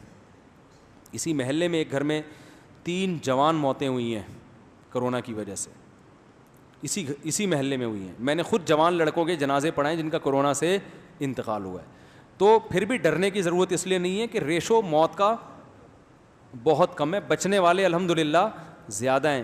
لیکن عاملوں کے چکر میں نہ پڑیں, وہ بلا وجہ بہو کی بدگمانی آپ کے دل میں پھیلائیں گے. معصوم عورت ہوگی, اس پہ جب بھی آپ کی 2 بیویاں ہیں نا, آپ عامل سے پوچھو گے نا, ایک بیمار ہوگی تو عامل کہے گا سوکن نے کروایا یہ, اور لوگ یقین کر لیتے ہیں. تو اس لیے ان چکروں میں نہ پڑیں. بے گناہ بہو ہے بیچاری, اس کو خام خام میں بدنام نہ کریں, اور یہ عاملوں کے چکر میں نہ پڑیں. یہ گھروں میں لڑوانے کے علاوہ ان کا کوئی کام. اور یہ یاد رکھو, جن مسلط ہو جاتا ہے بعض وہ بولتا ہے اس نے کروایا ہے, پھر بھی نہیں ہوتا, وہ جھوٹ بولتا ہے. بہت لمبا بیان ہو گیا, اللہ تعالیٰ سمجھنے کی عمل کی توفیق ہم سب کو عطا فرمائے. آئندہ تھوڑا اس کو مختصر کر دیں گے دورانیے کو, میں خود بھی تھک جاتا ہوں یار.